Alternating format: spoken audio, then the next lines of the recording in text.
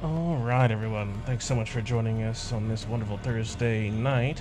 Sorry for the delay, having some technical difficulties, but everything's sorted out. We're ready to go ahead and get started with some more D&D right here on Lionhead Gaming.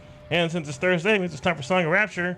So, without further ado, Monsieur Omen, I pass it over to you. When last left our valiant vanguard, they'd found themselves what seemingly is the heart of this desecrated temple, having faced off against great threats and even amidst their own rest, finding their safety not guaranteed in this toxic hellhole they now find themselves in. But what exactly brought them here to this place and what they're trying to accomplish and what they now face off against really isn't my story to tell, so could someone regale us on what happened on the last episode of the Song of Rapture, right before what seems to be a dangerous fight? For some inspirazione? Ooh. All right. Last time on Song of Rapture, try to make it short since we're real late. Made our way through the strange temple to the Serpent Empress. Just cut our way through into the sort of main chamber, it seemed like, of the temple, where they're hosting their strange rituals to transform people into the Malasans, the weird mutated snake people. Cut through quite a few of them. Tried to find a way through a strange glowing door that one tried to escape to, calling for her master of sorts, probably the lieutenant that we were seeking after. As Tamar started to poke his head around, finding a strange little room barred away, and seeing the glimmer of treasure inside, we investigated, found a strange riddle given by a statue, not really spoken, just read, of saying that the Serpent Empress herself watched over this place, defended it, and any thieves that she seemed to see with her little pokey eyes might turn into a part of her collection. So, with a good old move of the hand, the way the snake tamers do, to simply hood the snake if it's getting a little ornery. So, with a little bit of a little trickery, covering up the snake's eyes so it could not see its prize as we looted its treasure. We went back outside to find a way through the door, stripping away the magic that seemed to seal it, and finding that strange, eerie red light was in the way. Corin and Quildor boldly walked forward and then boldly retreat, except for Corin, who boldly stood there to boldly test the damage again and boldly almost died. As we dragged his bold body out of the hallway, healed him back up to his feet, and decided, okay, maybe it was a good idea now to take a little bit of a breather, see if we can get some magic back, some reserve back, so we can get rid of this magic as well. It seemed to be blocking up the hallway with deadly magic that stripped your strength. Didn't make it all that long, maybe 5 or 10 minutes or so, before we were accosted, the magic on Tamar's bar emanating and giving the warning signs of something was afoot. As we were attacked by invisible creatures, after a couple of them struck, realized that they were not the Malasans, not mutated. They were the pure bloods. Pure bloods? True bloods? True blood. Let's go with True Blood. We were all watching True That's Blood. a TV show. And yep, the True Bloods attacked, and it was very sexy vampires. As we beat them up a bit, but realized that maybe we could save them.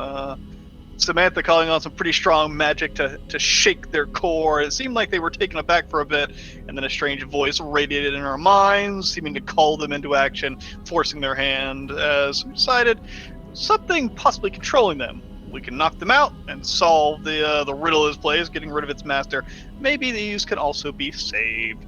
As we beat them up, a little bit slow on the call, though, as Quildor trying to save poor Corin, because he was a rough shape, been stabbed to death if it was anybody but Corin, as Quildor already took one of their heads. But we fought them, beat them up, Persephone calling on some powerful fucking magic to take everything in the room and slam it against the ceiling like some crazy Jedi master, and then turning the floor underneath them into jello and pudding as it flung up into the ceiling as well, trapping them all. And then as Tamar knocked a couple of them out, grabbing them up, gave the signal as everything came tumbling back down to Earth. As we actually were able to save all but one of the True Bloods, as and cut down the strange caster snake creatures that seemed to be controlling them. Finished our rest, got our resources, and started delving back into the reddened hallway. Magic stripped away by Samantha, I believe. As we made our way down, blood and gore sort of coming into view in the hallway up ahead. We saw a strange, sort of little, I don't know, disheveled figure. Let's go with disheveled figure in the dark waiting for us. And that's where we are. Good stuff. Give yourself some DM inspiration, unless you already have it. In which case, you can roll yourself a juicy D100. Give me that juicy 17. Come on, 17! Let's see, another 17. That's Ooh. deserving. Oh, Hey, okay. plus a 17. The opposite, yeah, alright. Good stuff. Let me adjust the number real quick on here. Scroll. How many, As how many indeed. 100s is that? 3? About a baker's dozen. I've got those Man's last been 3 rolling. recaps, so Mhm. probably. Good. Good stuff. Let's see. Look at you, building up that number. As indeed, we find the Valiant Vanguard finally heading down the same hallway that they had entered before, no longer filled with the dreadful light. At least now it seems to be dimming down to a softer glow.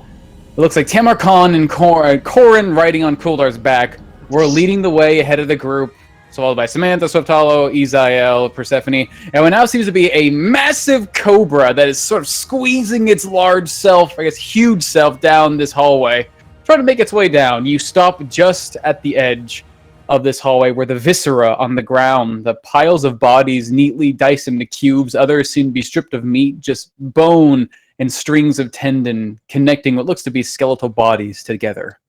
Holding up in front of you, you step on through the muck and grime, and as you turn around the corner, you can see sitting in its chair, still for just a moment until your presence gives way, a body. A Malison, long, humanoid figure, its legs coiled together in a thin, disheveled tail, its body thin, completely emaciated, almost skeletal in appearance, clinging with barely together flesh and looks like strips of linen, covering what you can tell from your, I guess, incredible perception, Tamarkan, looks to be a series of wounds on its body. This thing has been clearly torn apart and wounded for countless, I guess, you know how many battles this thing has been through.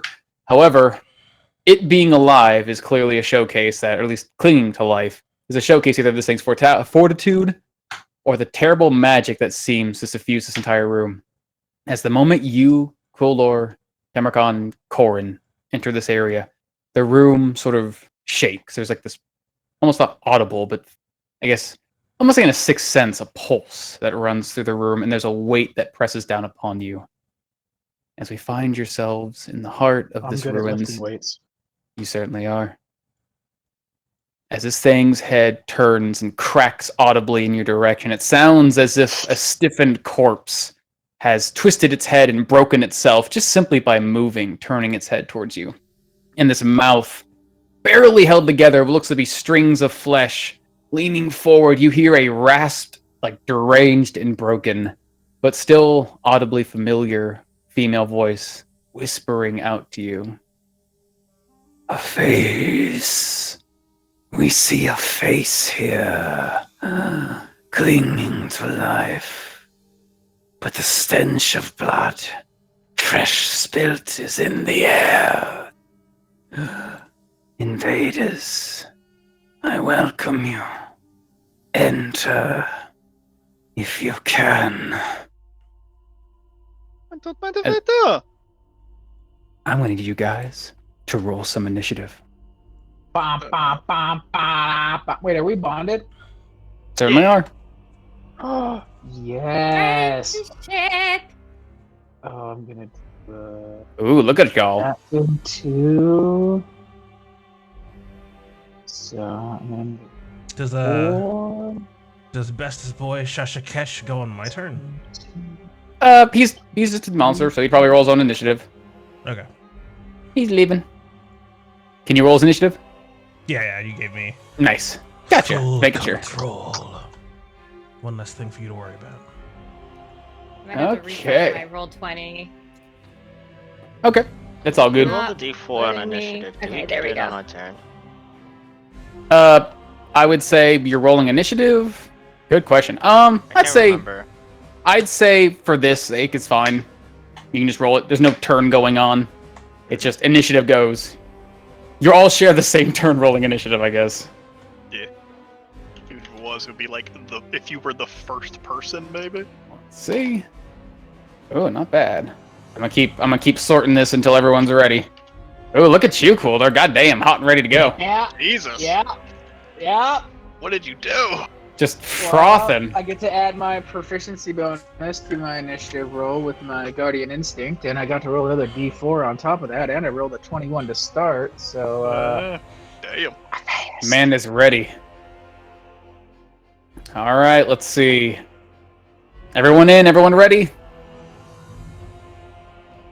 I think so. going once, I don't remember who. going twice. Let me add this Okay. this real quick. Okay. I was debating, but I think I'm gonna take.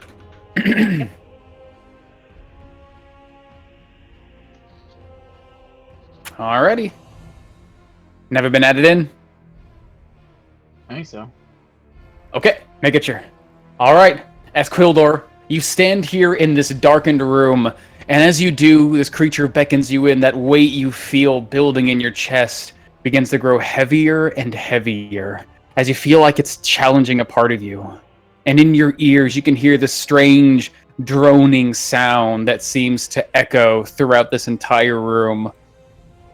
Like a series of deep, guttural voices speaking in a language that you don't truly understand, shaking the walls and the air of this place, and it tries to reach into and through you. Give me a charisma saving throw. Don't want to. See. Yeah, a little D4 to it if you need to. You certainly get a little D4 to that. Yeah, Ooh. 16. As the weight begins to shake you to your core, as you try to resist Quildor, it is not enough. Well, Unless someone wants to, unless someone wants to try to. I'm trying. Roll that. Mm. Ooh. Hey! Hey! As you feel this about to take over, this whole room seeming to close in around you, the weight of this strange, otherworldly presence about to swallow you whole. You find yourself pushing through. Your personality, your force of will, pushing back this feeling. And you almost felt like at your core, at your heart, this thing was going to consume you with fear. But now as you stand in this soft glow, the voices seem to dim. As what do you do on your turn?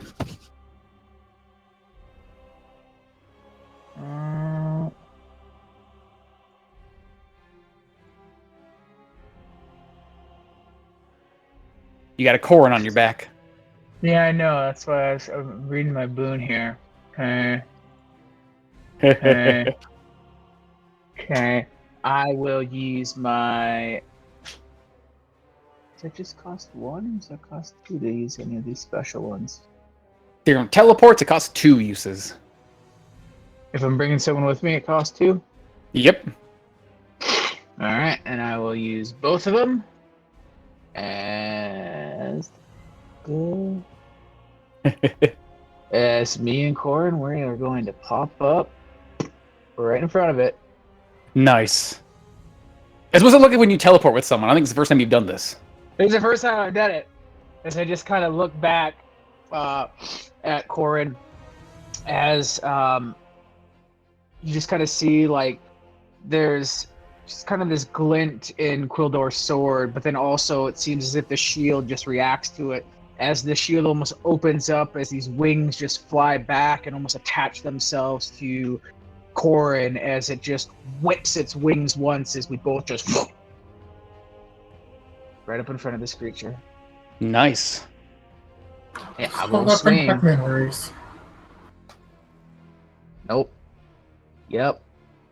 There you Hell! go. Ooh, as that first Okay. swing, Quildor, swiping at this creature, you see this thing is this withered creature, clearly at this point realizing it's a woman, sitting in a chair, its body is withered, it even doesn't seem to try and move too much as you swing your sword at it. It cuts into the stonework as it bends back, looks like it's trying to reel back and strike you.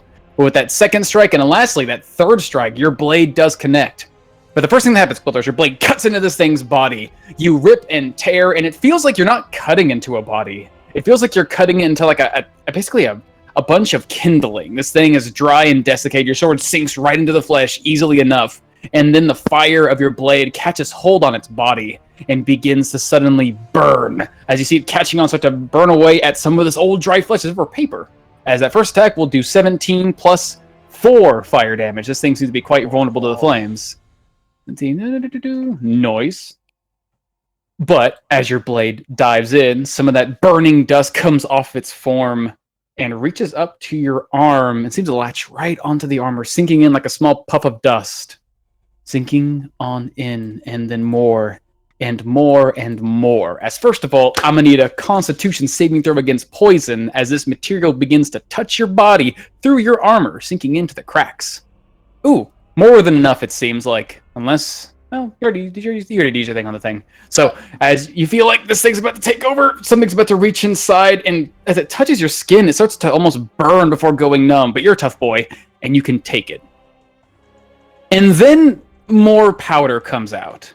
You see the fire clinging to this thing's body, beginning to burn inside, smoldering, and as this wound begins to smoke, the entire area around this creature's body fills with a dreaded-looking puff of smoke. As I'm going to need Quildor and Corin to give me a Constitution saving throw. Actually, not right now. Nope, you're fine. You start to breathe in this horrible, toxic smoke, just coughing against it, as that second swing comes in with the crit. Doing, mamma mia, good amount of damage. 20. Ooh. And, mama. Good shit. As your attacks combined seem to do a hearty amount of damage to this creature, tearing and ripping again, but as that fire catches hold on its body, you see its form get pushed back, stuck to the chair, another spark of that fire begins to burn deep inside, and that, basically that veil of smoke around you begins to grow even larger. The more fire that continues to burn on this body, more another tuffet of smoke begins to fill the air. It becomes harsh and toxic to your breath. Anything else you want to do, Quildor? That's my bonus action, and that's my action. I'll move over here. My movement. Okay, take a little Corin with you. Yeah, be a little bit more room up front. Nice. I'm still with. I mean, he's in between two, or she's in between two squares. So, like, am I still within 5 feet being there? I'd say so, yeah. Okay. All right. More or less. Yep. All right. As you come forward, stabbing this thing and twisting around, the air now fills with this toxic bile, filling the entire tomb here, up to about 15 feet past its body, with this thin, gray, dusted smoke. That's a little getting hard to breathe in, but both of you are pretty tough boys. You should be fine. You see through it, though, right? Yeah, it seems like lightly obscured. Just enough to maybe see the outlines of your friends, make out their shapes, but not enough to blind you. Alright. As the moment your blade comes piercing this body, it pulls it out. This creature whirls back and then turns its head towards you, Quildor. You can see through its wrapping this single, small, glowing eye, golden color, but cut down the middle, clearly reptilian, as it stares you down. You find bravery in you. Not something not found in your kind. Let's test it against the eyes of death.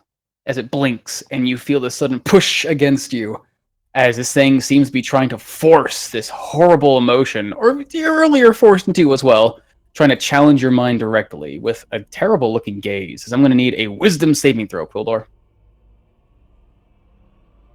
Ooh, but you're able to fight it off, staring this thing back. You feel the magic it's trying to force down upon you get forced back into it. I've seen worse things than you in my life.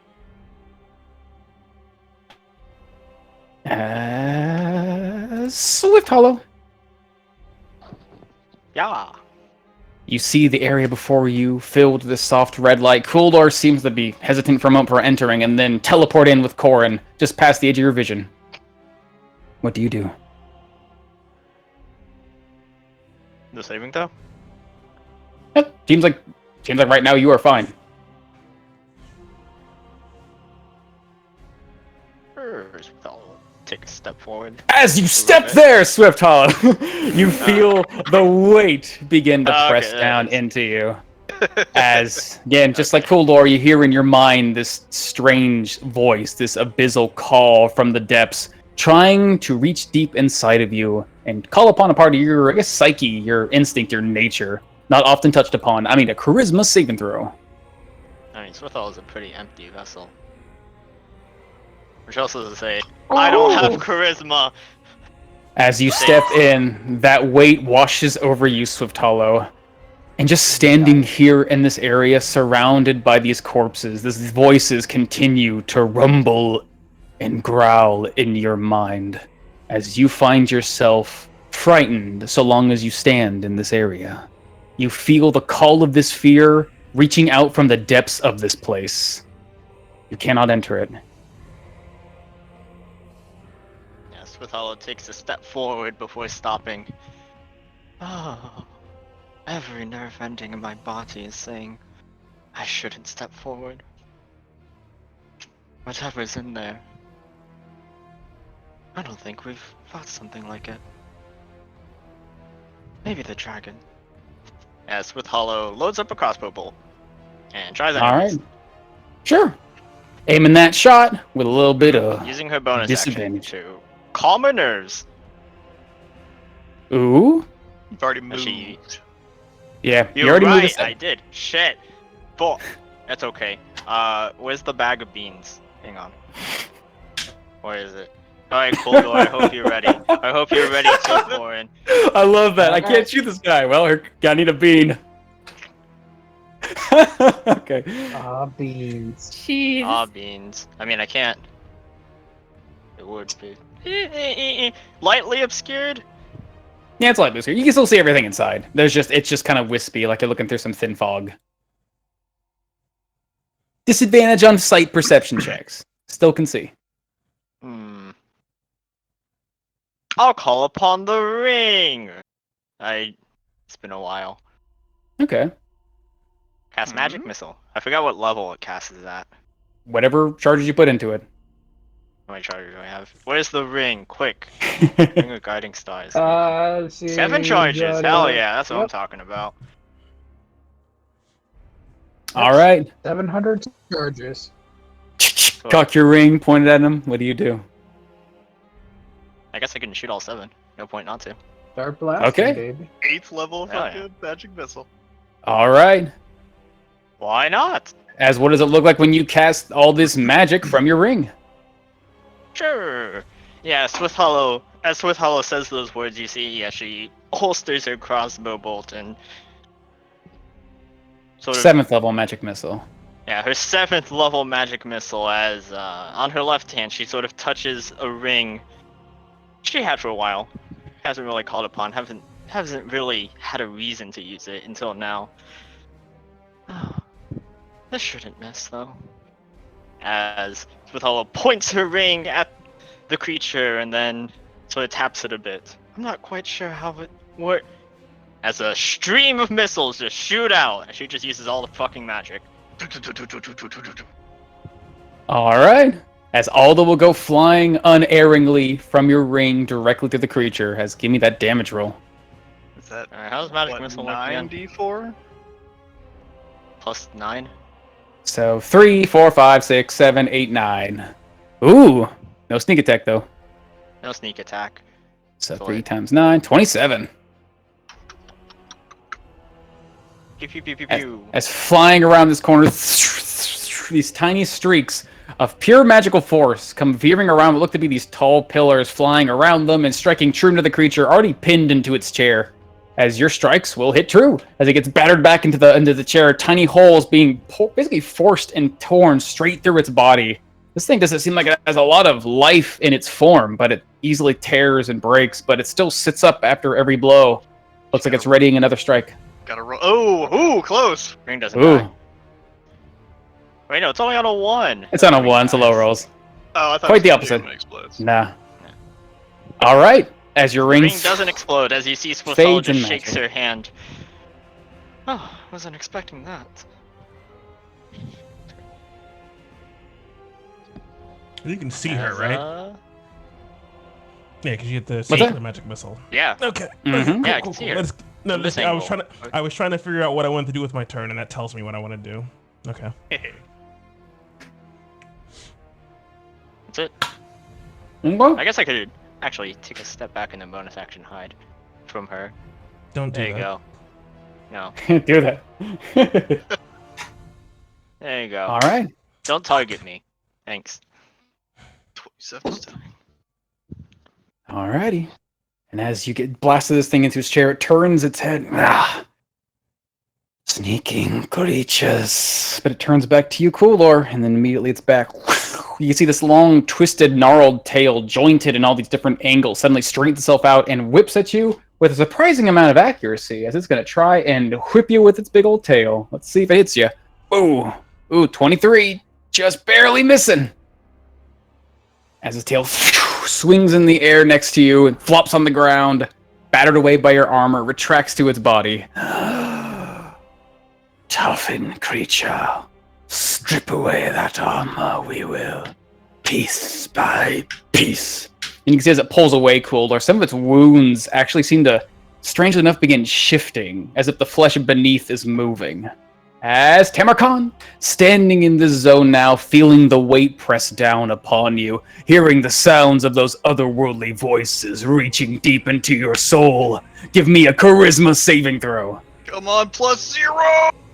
Ah! Join Ooh, me. 17, Oh shit. High roll. Ooh. 19. As you feel with that, just what's it like when you resist this overwhelming power from another world trying to take hold in you?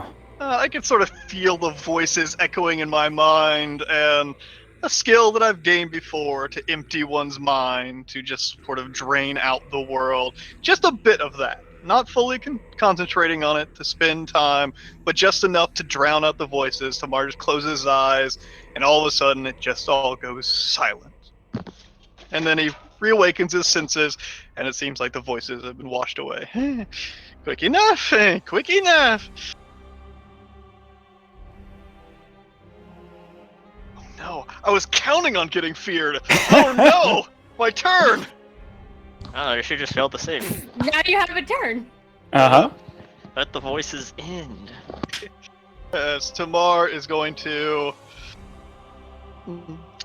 Yeah, fuck, I'm gonna do it anyways. As he takes a half step back towards Swift Hollow and Samantha. I know what you speak of, Swift Hollow. Voices. They echo quite loudly. But do not worry, my friends, as I reach out my hands and put them on both of Samantha and Swift Hollow's shoulders. Nothing can stop us. Not like these. Not with the courage of the cons on our sides. As I'm gonna cast heroism on both you motherfuckers. It's gonna look really interesting in a couple turns. Oh yeah. As both of you become immune to frightened, get some temporary hit points to start your turn. He winks at you and starts to bound back into the room as he unhooks a little gourd off his belt and starts to chug on down, spilling the liquid across his face in a bit of a hurry as a bonus action. Drinking down 2 charges of the gourd to get big. Alrighty. Chugging down that magic potion, finding yourself growing larger. Brr. Like right there in your space. As wheeling out the staff in one hand, but also pulling out the small little rod from his pants the other hand, and bringing out the bow, dual wielding his bow and staff as he leaps across this strange circle, making it to the far side. Grilda, come in, you're right in here. Oh, dead. I don't know yet. Corin kind of gives you a thumbs up. Alright. That's it. That's tomorrow. Alright. And once again, next to you, Cooler, this thing tries to lash out its tail at you, just trying to catch hold of you. Break on through.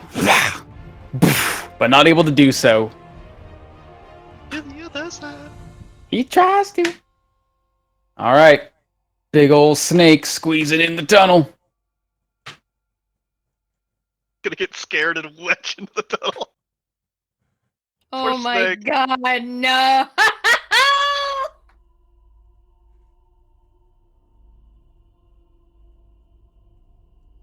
What's up, Mr. Kesh? What's up, Shakira? Dash. Oh yeah, Shakira. It's going to try to slide along the wall, I suppose, in between everybody. And Gonna be some difficult terrain. Also a little bit of squeezing. He's a big boy, it's a small tunnel, but probably make it about there. Yeah, just about there. As it enters that space, the snake feels something primal inside of it being challenged deep within this room.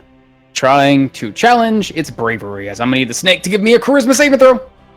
he is not going to make that.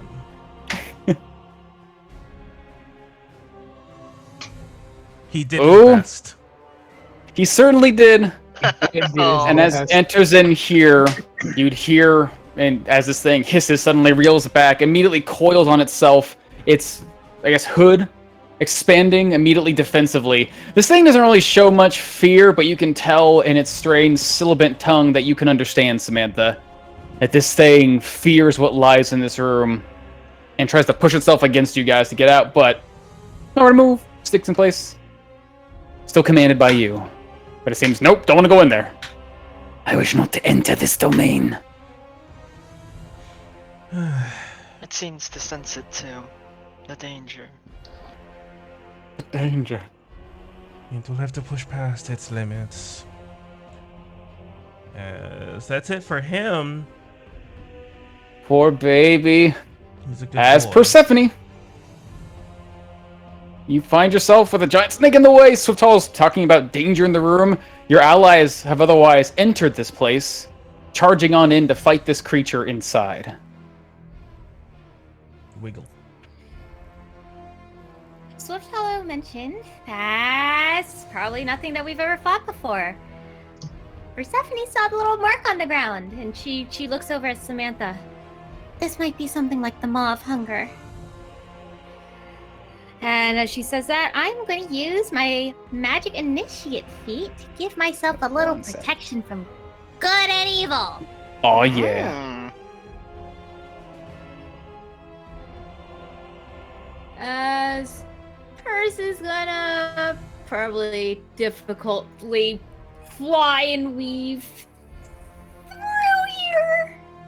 Yeah, moving through your Actually, she ally should space. Ooh. She should be able to see. So I could probably bonus action poof on over. Alright, 1 sec. My thingy crash. Are you pooping inside the big old air? I already used my action. Into the No, line I of sight bonus of the action guy. to. I bonus action to reactivate my souls for the last couple of rounds to double my speed, and then I fly through. Alright. Pushing past your allies in this tight squeezing space. The moment you make it about... Okay, well, we're going to pull back a little bit. The moment wait, you make it isn't he, about... He's huge, right? So he's two sizes larger than all of us. That's true, but it is still squeezing. Yeah, I guess you move. It's you can move through it. It's still difficult terrain though. It's just that he doesn't get in the fucking way. That's how it normally works with monsters. Why are you so in the way? Hold on. Make about here, Persephone. As the moment you enter there, you'd feel that weight pressing in. The moment you're looking at this circle, you're focusing on it at this point. As you do, you can see almost around it. This sort of light seems to dance around its shape, along the lines cutting through it. And then you hear inside your mind that still strange chanting that bubbles and boils at the depths of your being. Give me a charisma saving throw. I assume he's not the source of the fear. Or she's not. I gotta make a charisma saving throw. Good thing I have magic of friendship on my side. Oof. Good thing I have the magic of friendship on my side. As entering this The room, D4 is gonna give you like a +12. I don't know if that's gonna happen. that thought in your head, Persephone, that remembrance, thinking of the maw, the hunger, you can, as you enter this place, you strangely enough almost feel that same icy chill of that island swallow you whole. The walls seem to start closing in on your allies. The jagged bones on the ground begin to rise up as teeth, as if this entire room is ready to bite down and consume, as you are frightened of this area. This room is death and you cannot enter. No, Swifty might be right.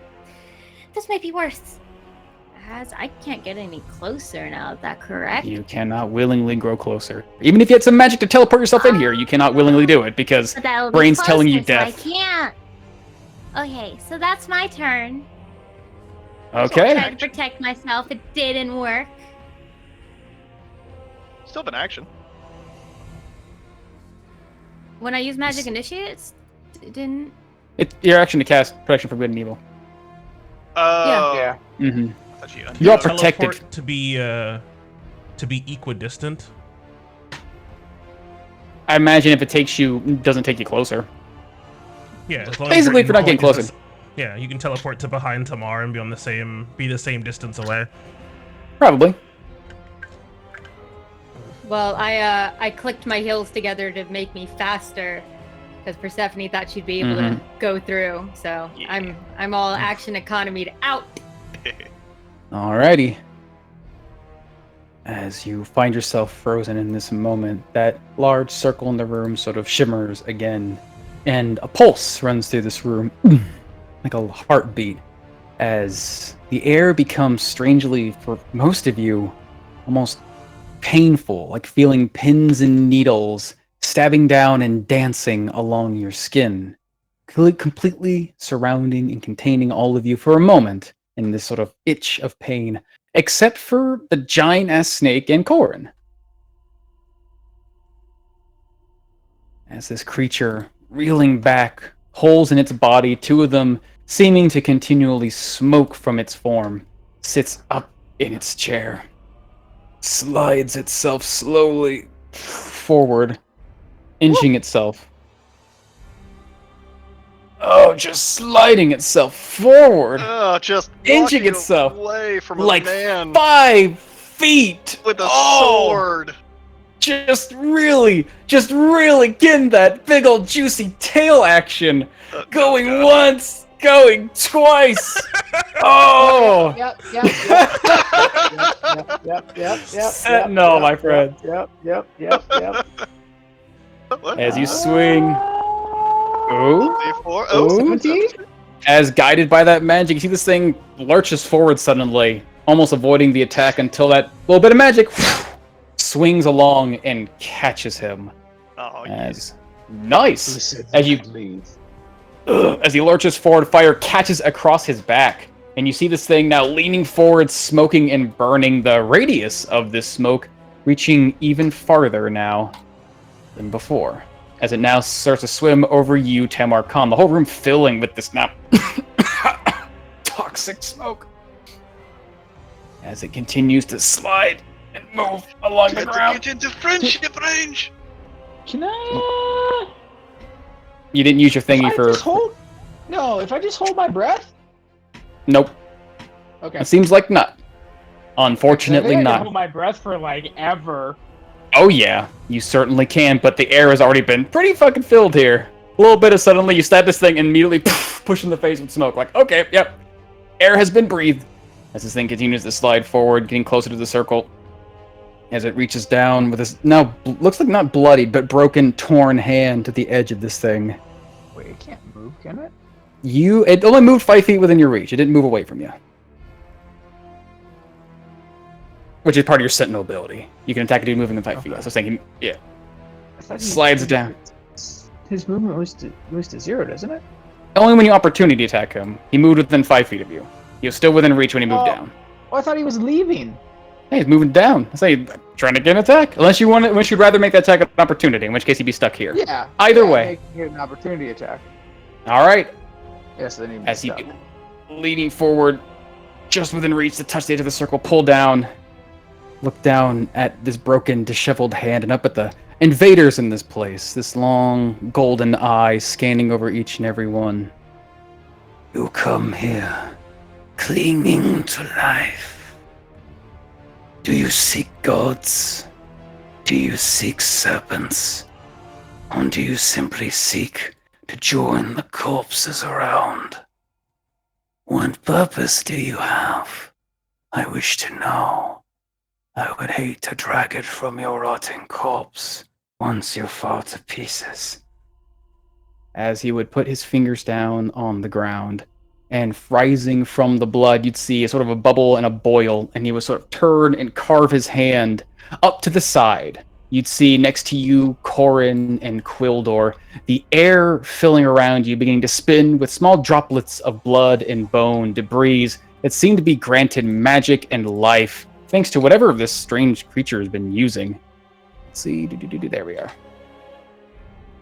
And they begin to spin faster and faster. Pieces of viscera filling the entire air within this big, beautiful, juicy, delicious wall here. Oh god, no, don't go away. There we go. Look, yeah. Look, yeah. Cutting down through the air, not only through Corin and Cooler, but also through Tamar Khan. An instant moment realizing that this air filled with debris begins to spin faster into a spinning wall of blades. I need all of you boys in that area to give me a dexterity saving throw. Come on, Tamar. Ooh. Ooh. Ooh. And little Corin, very visible of this ability, getting some sense of the danger, I imagine. There we go. That's your answer, Corey. Nick. Uh-oh. Okay, no Nick? Uh-oh, we didn't lose him, did we? Yeah. We'll You just also roll saw a that. rabbit. We'll also just roll that for him real quick. A little bit of advantage on that. Oh, it didn't too good. Don't think friendship's gonna help him there. So we're just gonna He's sit. not bonded. It's not a friend. Oh, that's right, he's not a friend. As these blades come ripping and cutting through the air. As those who make their saving throw will take half of 35 slashing damage as this debris comes cutting and ripping into your flesh. How do you dodge all these tiny spinning blades, Tamar Khan? Oh, I'm just matching blades with spinning bar as these things just start appearing all around him. He's just knocking them one at a time out of the air all around him as he's just slowly trying to back out away from them. The big old forms. Imagine spin. Alrighty. This thing lurches forward, pulls itself back. You can see its body is barely containing itself. It sort of lurches on the ground, almost sitting as the tail coils beneath him as he reaches back. Soft flesh, full of blood. You might make the next one. Yes. Yes, a new flesh. As he seems to be eyeing each of you as some of you being cut and torn. Oh, Corin, you still there, buddy? Nick. It's gonna be a little important. Oh no. Bad time to go AFK. Oh boy. Can't believe you Oh. did this to us, Nick. Okay, as we're gonna do a little bit of hand puppet here. Inside of this festering circle of smoke that now seems to be pluming from this thing's burnt and damaged body, the air becomes quite hard to breathe as Corin has to make a saving throw, coughing against this horrible toxin, and it seems as if the same stuff that Quildor had been fighting, simply touching this creature earlier, is now fighting him not on his skin, but in his lungs. As he's going to make this save with what should be disadvantage. Can Is it we poison? take some syrup? It is. You know, I think it would be disadvantage. But he's a good old poison boy, so he can be normal. Yeah. Oh I'm saying, can we boy. cook some syrup during the short rest? I mean, he doesn't need it. He's already got the benefits of it, basically. He's got resistance and advantage on the save. For everyone But- else. Well, everyone has it for all day. Okay. As he gotta make it save. Oh, fortunately able to cough against it, and it seems like he fights off the effects. Good boy. Okay, Corin. Okay, who wants to puppet Corin for this fight? Sure. Get you on here. Oh, you already I've control him. Look at already that. got control of him anyways. How about that? As you're riding on Cooler's back. This area you're in seems to be difficult terrain. Is he able to push his way through these blades before they cut him up any worse? He can try, basically. He can try to shove himself off of Quildor, but again, it's going to be difficult terrain, so spending like an extra 10 feet to get through here. Yeah, he's just grabbing onto the side of Quilblor's shoulder and just sort of heaving himself forward, just sort of like tumbling out of the blades, getting to his feet, and just sort of rolling across the area here as he comes to a stop. And as he Oh wait, hold on one second. We're gonna rewind real quick. Sorry, putting stuff. I was like, there's something else I'm missing. As he's holding on to his shoulders after being cut up, Corin, this place filled with desecrating magic tries to reach into your soul. I'm gonna need a charisma saving throw. Oh, you're even better. That negative one. Let's see. Corin is a tough boy. Yeah, he certainly is. Good job, He certainly Corin. I guess he would have have made it with advantage. Mm-hmm. Whatever. As you do eventually overcome the strange power trying to take you hold and hold you still. As he heaves himself forward and rolls across the ground, as he gets to his feet, as he starts to stand, it seems like the air around him starts to boil as he goes into a rage, and maybe he's out of range of Goldor? I don't know what the range is on it. Like 15 feet? 10 feet? 10 feet. 10 feet. Yeah, so out of range of Quildor and burn up Mr. Mummy. Here, I don't know where the button is. Hold on. I'm sure it's here. That's not right. Desert Aura. Oh, it's just a set 7 damage anyways. Burn his ass up. Ooh, that is a big circle. Well, he's not that big. There we go. As indeed, fire lashes on against this creature's body, and again, you see the flames catch hold and burn quite powerfully against it. As again, one of those flames catch hold. There we go. Corin, you made all your saves. You charged into the fray and you activated your rage. Go. Cool, I burn him. That's my turn. Good luck, guys. I still got an action. I will. Noticing that the smoke just seems to kind of bill out as it keeps burning. Coin is not going to do what he thought would have been a good idea. He doesn't know what's going to happen with all this smoke. He's going to take out his shovel and his new kopesh and swing out with one each, recklessly. All right. So, do shovel first. Shovel. Ooh. As that's a good shovel. That's a real good shovel right there, bud. It's a real good shovel. Shovel real nice there. Oh. 41 damage, you know. Oh, as that again. strike cuts into its body, you can see this thing immediately almost get knocked off of its tail in this defensive stance. Poof! Striking into it. Seems like the thing's on its last leg? Doesn't really have any. Last tail? Something like that. Oh, this is a bad idea, but I'm going to do it anyways. It'll be fun. I'm gonna reach to my pocket, pull out a small little pepper, chew down on it, and throw out some flames. Where is it? Ooh. All right, as this creature reels, flames pouring from your mouth, searing this creature's body.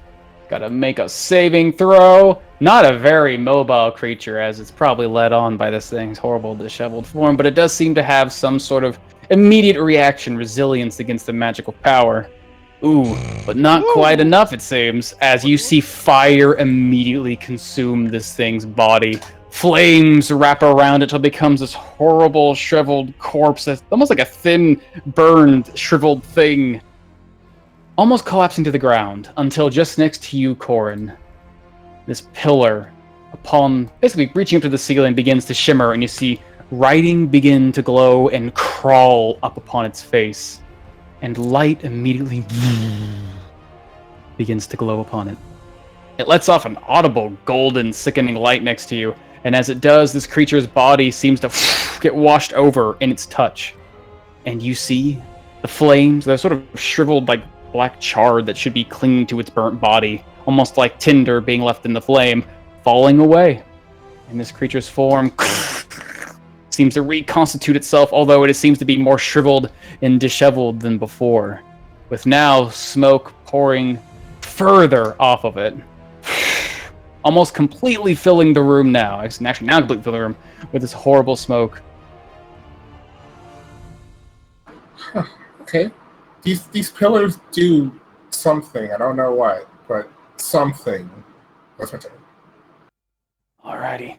This thing lurches forward, seeing you having burnt it. Its tail whips up to you, Corin, Filthy thing. Burn as all as you want. This flesh will fall apart and be reformed. It is not a loss. As he will whip you with his tail. 17? Yeah, that'll hit. Okay. As it wraps into your body. That's true. He does certainly have advantage, as you are attacking quite recklessly. Get one more strike in. Let's see what we do. That's fine. As you will take 18 bludgeoning, which I assume gets half because you are an angry little boy right now, to 9, but you will take 21 necrotic damage. You feel this tail wrap around you tightly as you are held in place, restrained by this monster. However, you feel this sickness starting to spread and fill through you, but just having breathed it in before, having just fully overcome and pushed it away, you find that although it does seem to try and challenge your constitution, this whatever poison that was trying to affect you earlier has no effect on you. It seems you are quite resilient to it now. One would say even immune. But you're still a restrained boy.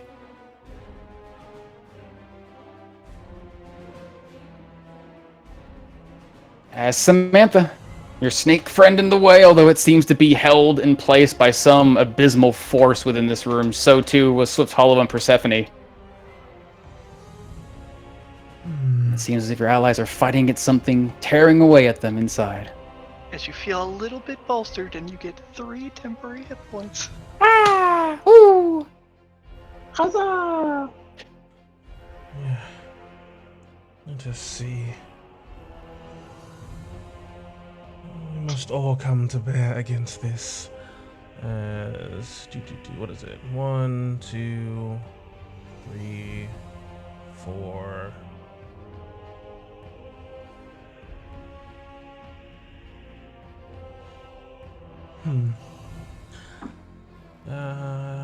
What's your bonus action casting? What do you do? Below 3rd?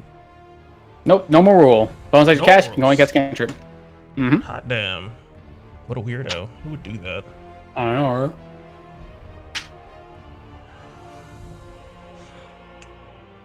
right?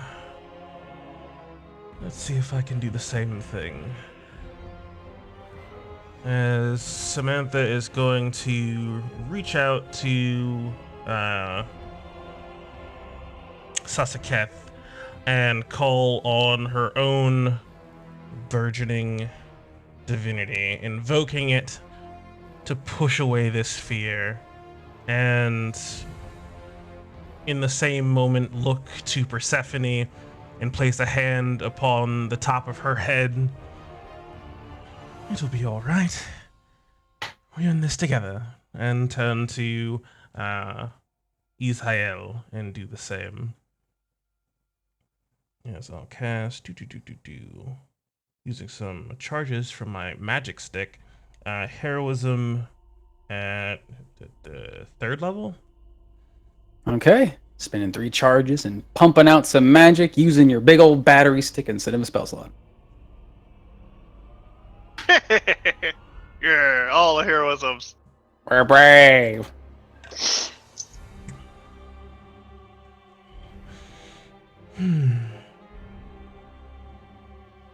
As I will look forward and try to cut across my ally and get to here, maybe?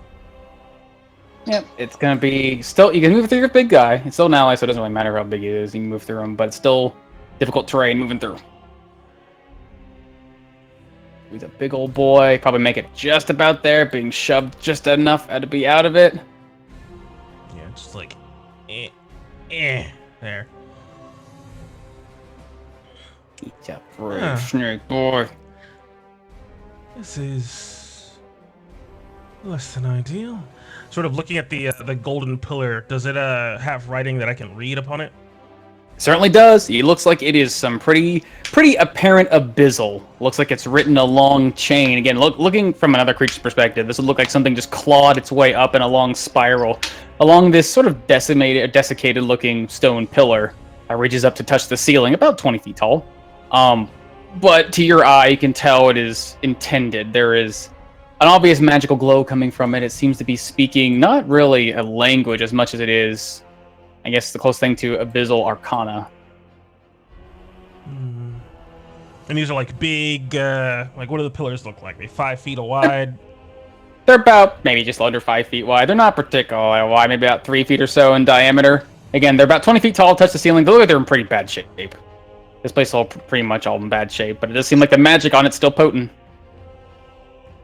It seems like some sort of magic on the pillars. Perhaps we should just get rid of those to get rid of her. As...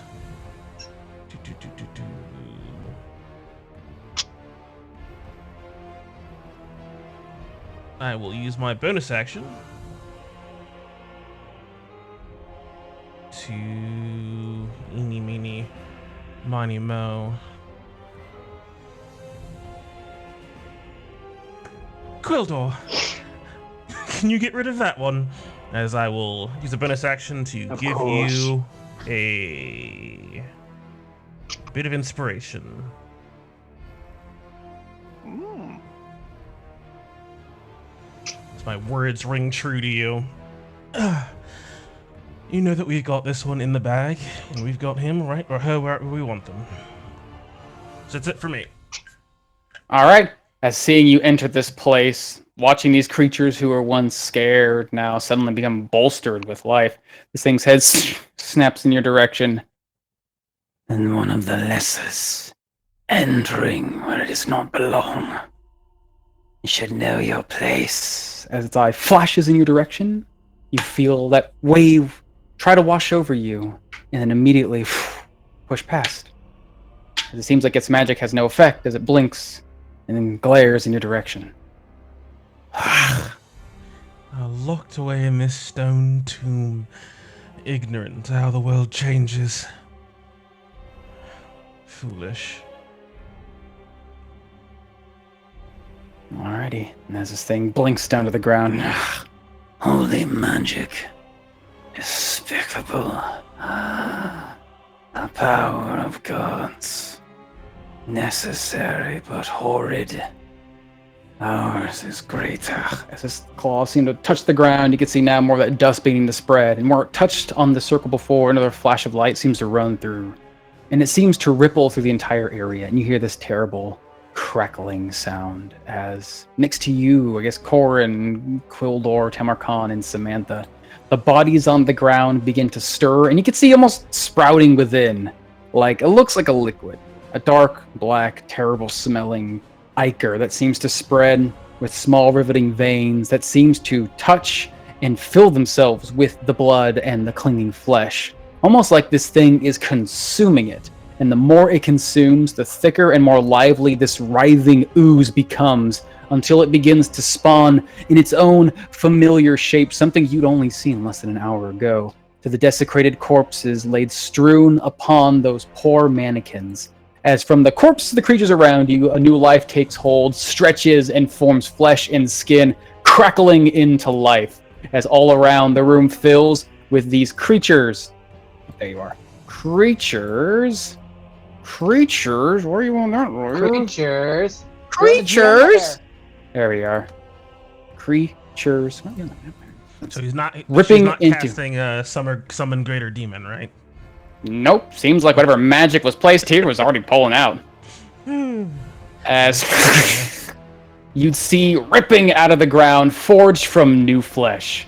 These teeny tiny serpent-like creatures hunched over in frame, turning in your direction and just lashing out wildly. Starting from the top, Quildor, inside this area of spinning blades, this thing tries to reach its hands out wildly to slice and cut through.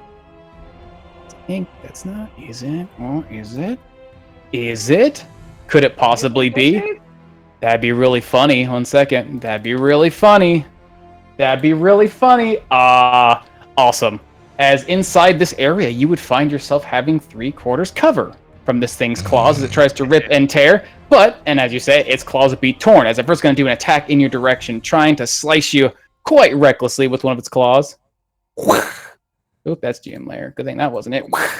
Slicing and ripping on through, unable to reach you, but immediately you'd see these blades come spinning into its body. Do-do-do-do, do-do-do-do. A-do-do, a-do-do, a-do-do-do, a-do-do-do-do. Appa. Ooh, ripping and tearing this thing almost to shreds. To shreds, you say? But it continues to rip and tear wildly, throwing itself. At this point, since he's reaching in, he only makes a save once, right? No, only makes a save once, right? Only makes a save once, right? The first time I turn, Yeah. there you go. First time Holds himself goes in, inside, ends its blades turn. ripping into its body, but it's still ripping and tearing. Yeah, the quick covers. Oh, so inside. Now there's 3/4 covers anymore. Yay! First one, 3/4 covers. Next ones are not. Another claw coming in your direction, my friend. As you're attacking each other within the spinning blades. Ka-cha! 24.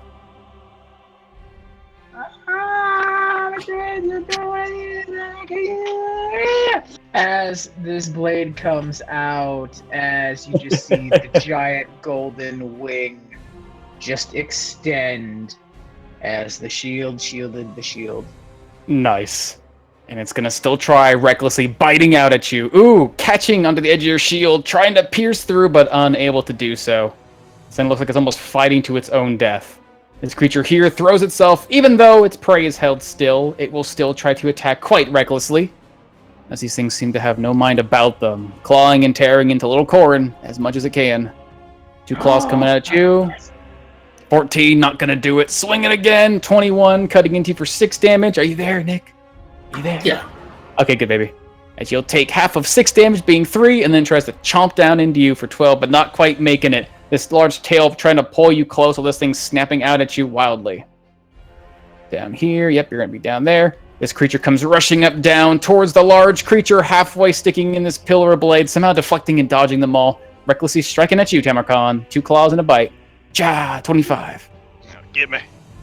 A claw coming out, 26. Biting and scratching into your large leg, its smaller size, giving it not a good reach to bite you, but trying its best. It's going to try and bite you. 26. Taking 6 piercing and half of 5, so 2 poison. Chipping away at you. Creature down here comes rushing up. Get out of here, Cam. Distracted, trying to deflect away the blades. Can't quite defend myself. As one rushes up behind you, trying to scratch and bite you the same way, Tamarcon. Scratch, 16, not gonna do it, I'm assuming. Another strike, 21, not gonna do it? Just do it. For 7 slashing, and then a bite, ka-chomp, 26. 5 piercing, 4 poison. Alrighty, and these creatures down here spawning up from the goo. Eeny, money, mo, that one's behind a wall of blades. Oh, how stupid are you? Oh, you're pretty fucking stupid. Yes, you are. He's gonna run in the wall of blades with you. The moment he steps on inside, let's see. Make a next save. Bang, to do same damage, 35. Or reroll damage. Well, reroll damage is his turn. Eeny, money, mo, but burger. Make a dex save. Advantage, because image boy. Ooh, pulls on through. Rips and tears. Make it. Was it dex? Yes. As it will take half, taking 15 as it gets cut and torn, ripping on through. But it will still try to cut and tear into you, Tamarcon. Being surrounded by these tiny vicious things. 2 pets claws, 26. Ow. The 125, damn. These are rolling hot tonight. And then a big old bite for 26. Goddamn, look at those 19s, y'all. Extra spicy. These creatures are surrounding you. The last one next to you, Samantha, ripping its way out of the ground. Reaching up and trying to claw into you. First one coming out recklessly. Ooh, a crit. That'll hit. That carves up into you, doing 15 slashing damage. Another claw swiping out. What's your temp HP? 3? So 3. Bravery. Slicing out for 23. That'll hit. And then a big old pair of jaws trying to snap out at you. Bump. Oh, this one's snapping and missing. So leave yourself quite open. That's their turns. You're still at you. You got you. You did you. As... Yeah, at this point, it would come down to you, Quildor, pulling yourself in this wall, being struck by this creature, surrounded, now fading, the light pulling off your body. Large spectral wing fading. But standing next to this creature trying to rip into you, while Corin's being choked the shit out of by this tail and eaten from behind. What do? I'm gonna step there. Corin's being I'm eaten gonna for that battle. pillar. You heard him. Do what? I'm gonna swing at the pillar. Which, the one next to you? This one. Sure. Give me that attack roll. Ooh. As you swing and cut, and immediately with the edge of your sword, you can see a shimmer of light run along what seem to be scratches, now obvious compared to the sister pillar next to it. Seem to be some weird magic runes, Samantha points out. But the stone itself seems to be just stone. And you cut and tear, you break through a large chunk of it. It seems like this thing is barely holding itself together. Swing again. All right, as you rip and tear through this thing, ripping through the stone, you see the stone snap in half and pieces of it crumble. Light flashes across this thing and then fades. As I'm gonna need you and this big boy here and that little boy there to give me some dexterity saving throws, as some stonework's gonna fall in a 5-foot radius around this thing. As it seems like you cut through this thing, but the dilapidated pillar starts to fall around you. Ooh, just enough. Let's see. How? You're not very good at that. You're not very good. Boop. Not very good at all for you. Poor boy can't move. This guy's got to make a save too, not advantage, because you're a bad boy. Save. As these creatures, caught woefully unprepared, get fallen beneath some fallen rubble, as they will take. There it is. Rocks fall. Ooh, you will take half of 29 bludgeoning damage, as this creature will take. Ooh. All right. As first, the large, I guess now disheveled-looking creature getting battered from these rocks, bit by bit, so crashing down into its body, seem to be crushing its tail, almost for releasing Corin, but it seems like strange, otherworldly life keeps that tail moving and holding strong. As he will take the full 29. Good shit. And the little creature next to you, Kular, reaching out towards you before the rocks fall and completely flatten it to the ground. But you would see the moment it falls dead to the ground, the air fills with a burst of toxic gases. I'm going to need you to give me a Constitution saving throw against some Poison. As easily enough, you make it, taking half of that divided by 2, taking 2 poison damage. As your resilience and your fortitude against such things keeps you from being really disheveled by these things. I'm going to grab this bitch. All right. You dropping your sword and grabbing her? Yeah. All right. Give me an athletics check. Ooh. Let's see. You grab onto her disheveled. Good shit. With that, you grab onto her disheveled body. You feel her pull against you. And again, despite being weak and twisted, slow moving, there's an incredible amount of strength in this thing. You can see it holding Corin still. But with that amount of strength, there's no way she can fight back against it. As you grapple onto her. Although, when you grab onto her, Quillor, I will need another Constitution saving throw. As you feel this thing break and bandages start to pull and that dust begins to pull again. Ooh! And with that, Quillor, you feel that terrible stinging pain the last time you touched this creature begin to fade away. As not only do you resist it, but it seems like you are quite immune to this, whatever toxin that would be affecting you. Come here, now piece of shit. As I'm going to drag her ass over here. Actually, I'm going to drag her ass over here. And I'm going to put her through the fucking swords. All right, you move her through the swords, and the wall of swords fades away. Nope. Good shit, though. That is an idea. I'll have to remember that. Yeah. And that. I got a hold of her. Oh my god, you guys, this never happens. I have a bonus action I haven't used.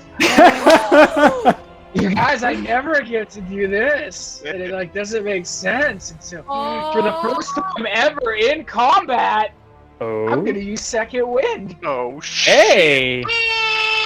Alright, as Kuldor, you take a deep breath, trying to drain some life from this place. You find none.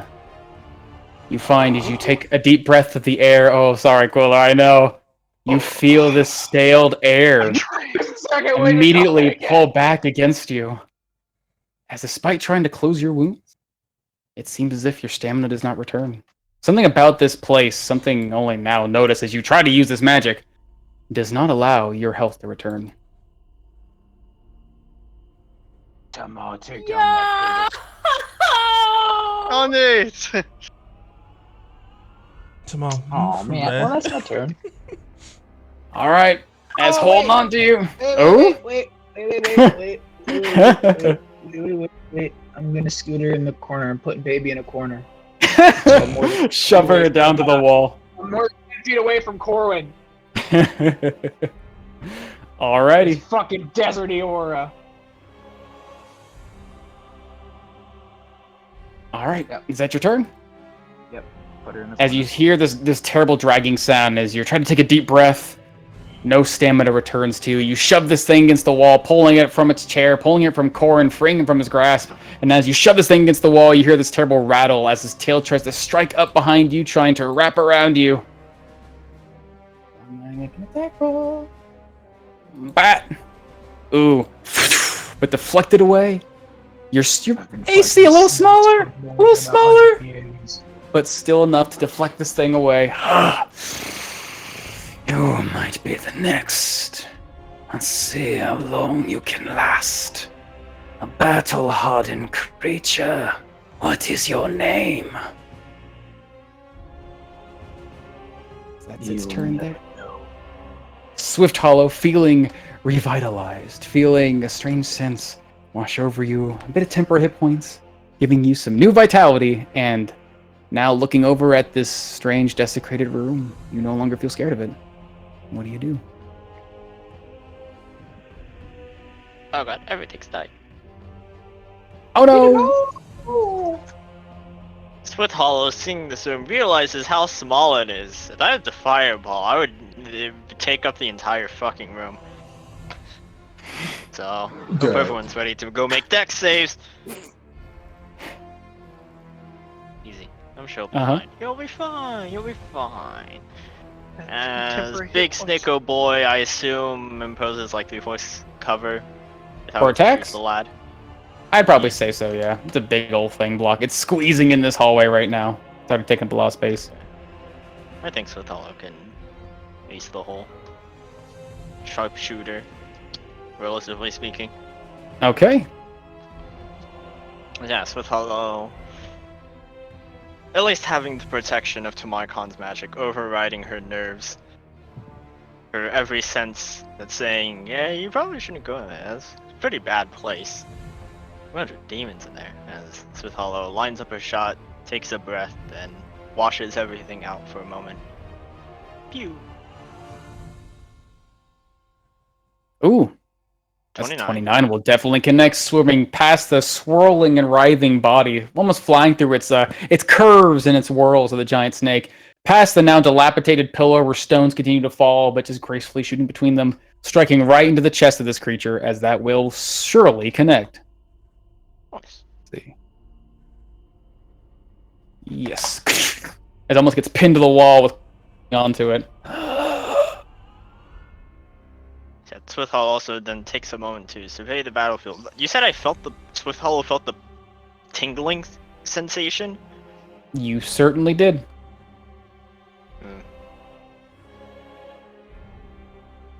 Okay. That's Swift Hollow's then. Alrighty. Nothing else.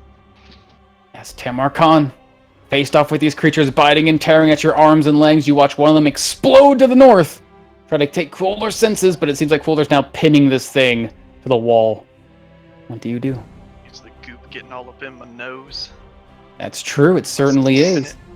Starting inside the oop, because he freshly got burned by little Corin, you'd feel your lungs beginning to fill up.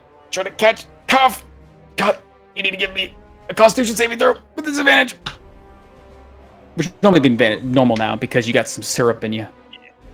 Steam Inspiration wouldn't pop it over to advantage. Alright. Don't need to use it though. Ooh, yeah. Ooh. MR feeling big and tough. Alright, no friendship on that? By 23? I I'm think just asking. 23 is alright. I think I'm alright Okay. with a 23. Sure. He's feeling pretty fucking tough. As you feel yourself being bolstered against this thing, trying to harden your constitution against this terrible, not noxious, just terrible bitter scent that now begins to burn in your lungs, you're able to shake it off. And you find yourself maintaining yourself. As Although the air still Tamar stinks. sort of all happening at once. Tamar leaps over to the far side of the room as this pile of blades start to fly in every direction, starts to deflect them away one by one while trying to move his way through to the other side. These things rip out of the ground to attack him as they bite and claw into his legs and his side. The fur seems to grow up in its place, almost sort of mending the wounds and reforming this strange hairy armor. He's gonna shift a bit to get his defenses back, get some temporary hit points. Shifting into his little monkeyish form, not enhanced form, as he's just going to sort of leap away from these creatures the best he can, as he is pulling away from two of them. They're certainly gonna try. Stab at it. Normal strikes, as they're no longer being little aggressive boys, although their defenses are still incredibly low. You're gonna have 2 bites trying to catch onto your legs and hold you still. Let's see. One going out first. 10. They're going to come out. 24. Ooh, that will connect, as he will catch me for 10. 10. Half of that poison, so 10. Oh wait. Temporary hit points. Yeah. 7 left. As Tamar pulls himself to the far side, as he is just going to bring his bar around and try to crunch it into the side of this creature as it seems to bounce off its side. Not technically a creature, but with my Horde Breaker going for the stone pillar as well, if you'll let me, DM. Sure, absolutely. It's a target. Yeah. I try to crunch in, just dropping the bow to the ground beside me so I can swing with 2 hands. Whoop-bap into the side of big boy, or little boy, I guess. Crunch for 15 damage on him. As that will heartily strike into his body. Bap! Seems like he's already been cut up by the blades, and more blood begins to ooze from him as he turns the face shape. As the bar will crunch into the pillar, hopefully. Seeing my strike deflect at an odd angle. Gets a little bit of friendship, a little bit of bolstering, doesn't want to fuck it up. As guided by the friendship, you strike into the dilapidated stone, crushing on into it, dealing, let's see. Crash into it, and also a little bit of a death strike, getting half a second to look at the pillar, see if he can find one little crack to sink the thing into. Another 4 damage. Nice. Another 21 in total. As you smack right into this thing, you see the whole thing cracks. It's already been dilapidated, almost broken, but you can see the cracks where it breaks on one side, crack through the other. Almost like it seems like another strike like that would break right through this thing. Yeah, as I want to risk it. Probably Risk better it do for the this. biscuit. As Tamar is just going to leap backwards, and as he goes, "Across the mountain, start 1 pebble at a time," as he lands and just stabs outwards with the bar towards this pillar. This last guy can get a claw or bite out of him if he wants. He's gonna try and bite you, seeing you pulling away. Acha! All right, good.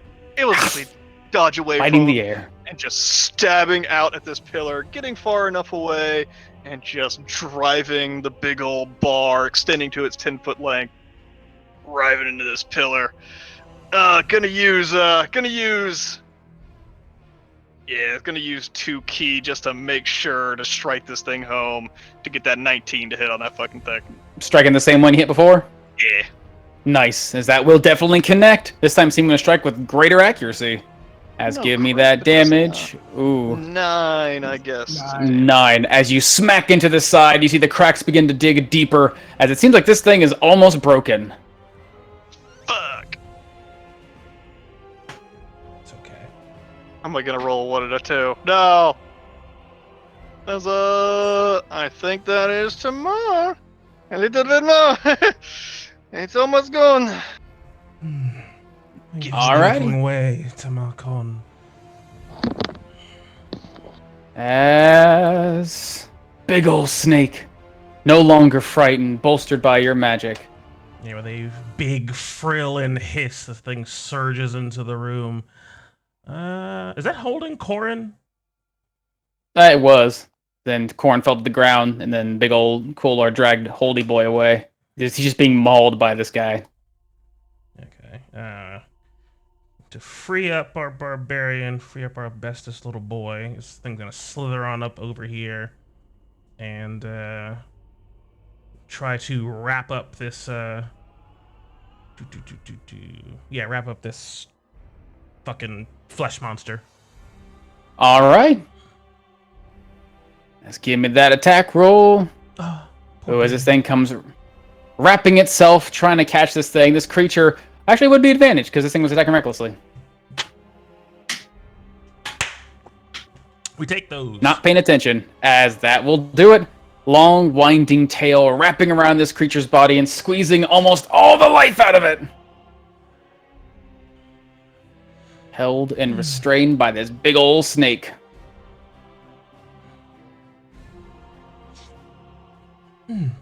Not sure if the other pillar is helping still, but it might be good to try to destroy it as well.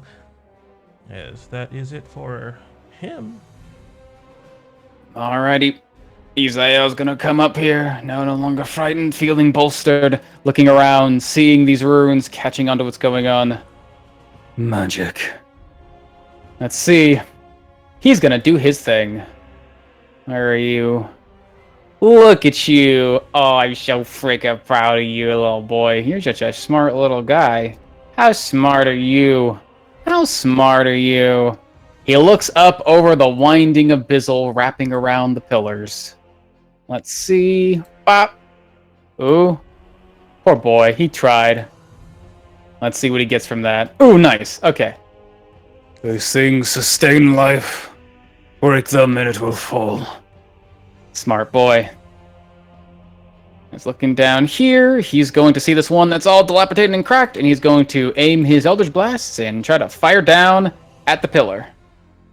Two blasts. Oof. And poof. Eh?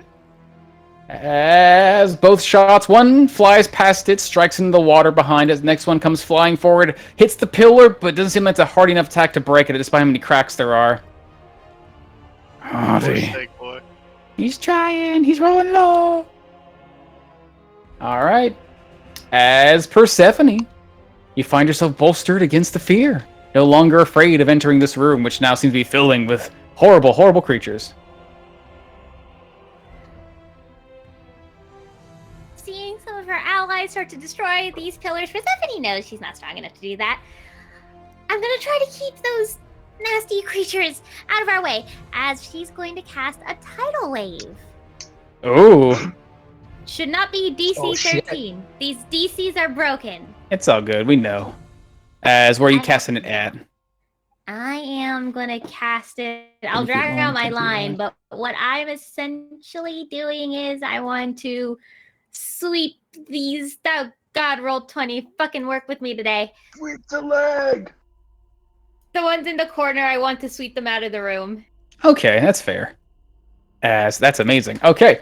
Got to make a dexterity saving throw. As what does it look like? Just a big old wall of water conjures up and shoots forward from that spot? Yeah, but it does look like at first the water begins as like blue, almost like hydrangea petals that begin to turn to liquid as it rises up in this wave and Alrighty. Let's see. Where? Against the magical effect. Boo! Oof. And boo! Ooh. One of them not quite making it. You said turning up, shooting it out of the room, essentially? yeah, turn that one diagonal. So, My like, roll shooting it 20's like been, this. Not very responsive. Like, going like, bah! And blasting him out of the room? yeah, Like blasting him like that, or like this? Because one's gonna hit Tamarkan. More like that, the shooting one him out that of the doesn't room. hit Tamarkan. Yeah, like roll Okay. 20's been very laggy for me, so everything is crunchy. Sure. Alright, do. Nice. As that wave of water comes crashing through the room, the first creature manages to hold itself up against the force, getting battered for half of that, which should be fine. Although its body seems to be pretty wounded, it still keeps itself quite hardy and strong. The other one not quite able to keep up with the force of the strike, and immediately gets battered for the full 11. Let's see, that's going to be very nice. And it's knocked off its feet. And you notice that the moment you knock this thing off its feet and the water comes washing through here. Ba ba ba ba ba. Good old Persephone. Good old Persephone. Good old Persephone. Washing away the goo. As you'd see, it looks like just that wave of water starts pulling the carrion off the ground, cleaning the spot. Let's see, each creature. A little bludgeoning that just hit that little pillar there. Sure, it's already weakened enough. I would say 11 bludgeoning plus that. All right, as you see this thing crash into the pillar, cracks form along it, and you see a bunch of rocks begin to fall, and it begins to shake and strain as it is barely holding itself together. Oh goddamn! I know. It does give you a good visual though that once this thing falls, some rocks are going to start falling with it. It's holding up weight. And as my bonus action, I don't actually think I need to waste a bonus action on this. I do if I don't want fuckers to hit me. Persephone is going to use her hidden pass and poof to the other side. All right. That's your turn? Oh, poor Samantha. That sounded like she didn't want me to do that. Oh, well, yeah, that's my turn. Put your Alrighty. I wanted you to do it. I wanted to see what happened when water hits the floor. As you'd enter the area, your lungs begin to burn as the air is suffused with a rolling fog that fills this air, slightly lightly obscured, still see through it, but as you enter it, it begins to burn. Give me a Constitution saving throw with a normal check. Would be disadvantage, but you got some syrup in you.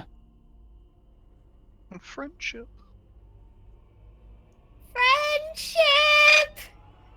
As indeed, you start to breathe this in, cough it out. It's painful, but you don't feel this thing overcoming you. You don't succumb to the effects of this toxin. Rolling hot tonight, y'all. All right. And all around you. I have movement. Oh. I'm gonna move out of the death cloud. There you go. That's it for me. All right. As all around you, you hear this crackling sound as again, in the center of this circle, another shimmer of light runs along it. And no longer do you feel the pins and needles across your body. Instead, you hear the rattling of bones and the twisting and grinding of flesh. As beneath your feet, the blood and the corpses within begin to writhe and shake and even form what look to be these twisted, almost like rudimentarily formed through magic tendrils and hands as all of them try to reach up and clasp at you. Let's see, make sure that's right here.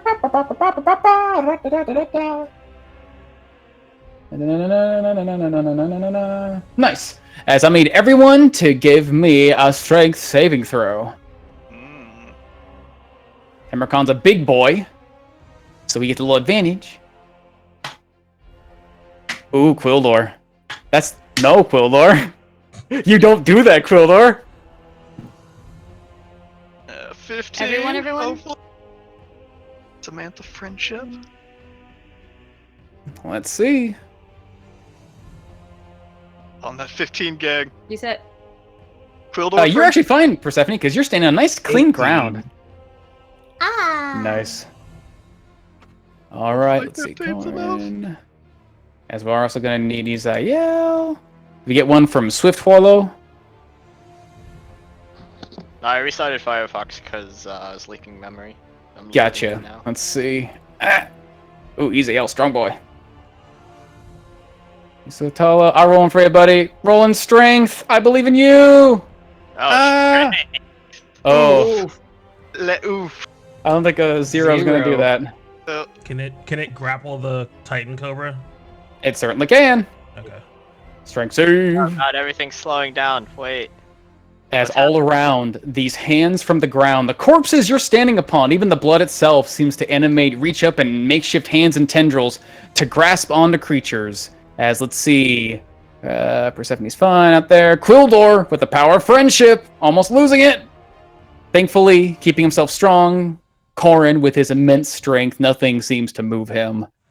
Let's see. But the rest of you, and Isael seemingly finding himself bolstered, studying these pillars and pulling away from the ground, ripping away with surprising amount of strength. But the rest of you find these hands reaching up and clasping upon you.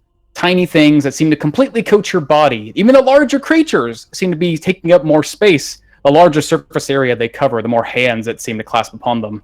As everyone in this circle is grappled. And those who are grappled feel a shift in the ground, sort of depending on the mood of this place.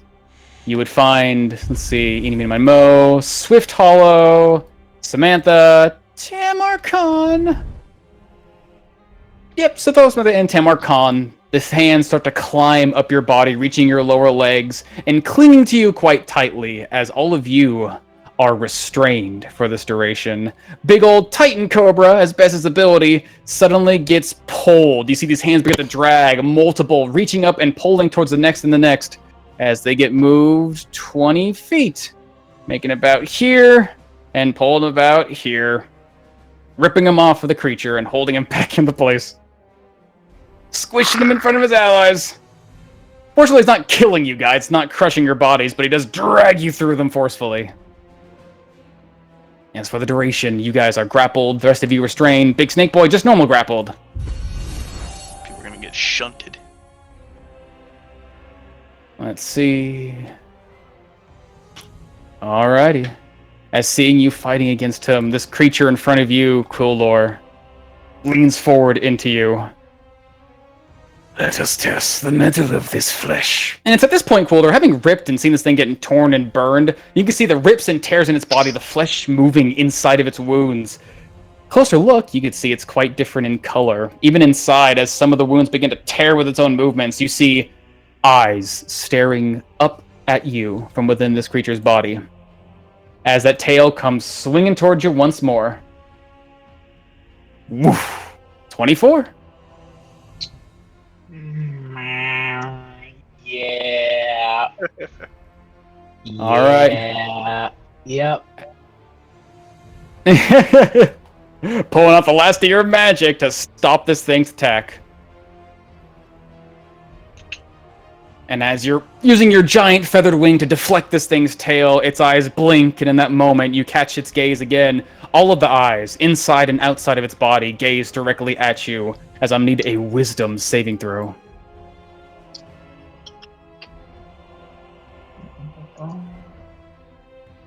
Ooh. Friendship. Ooh. As you And blink against this thing. I just hear in the background, just hear Samantha's voice saying, "I'm a brave and good, strong knight." That's 24. Ooh, yeah. Calling upon that inspiration. You feel whatever power washing over you, a chill of fever immediately wash away. And this thing, in sort of what seems to be a moment of anger, this face sort of breaking until you realize there's not really much expression on it.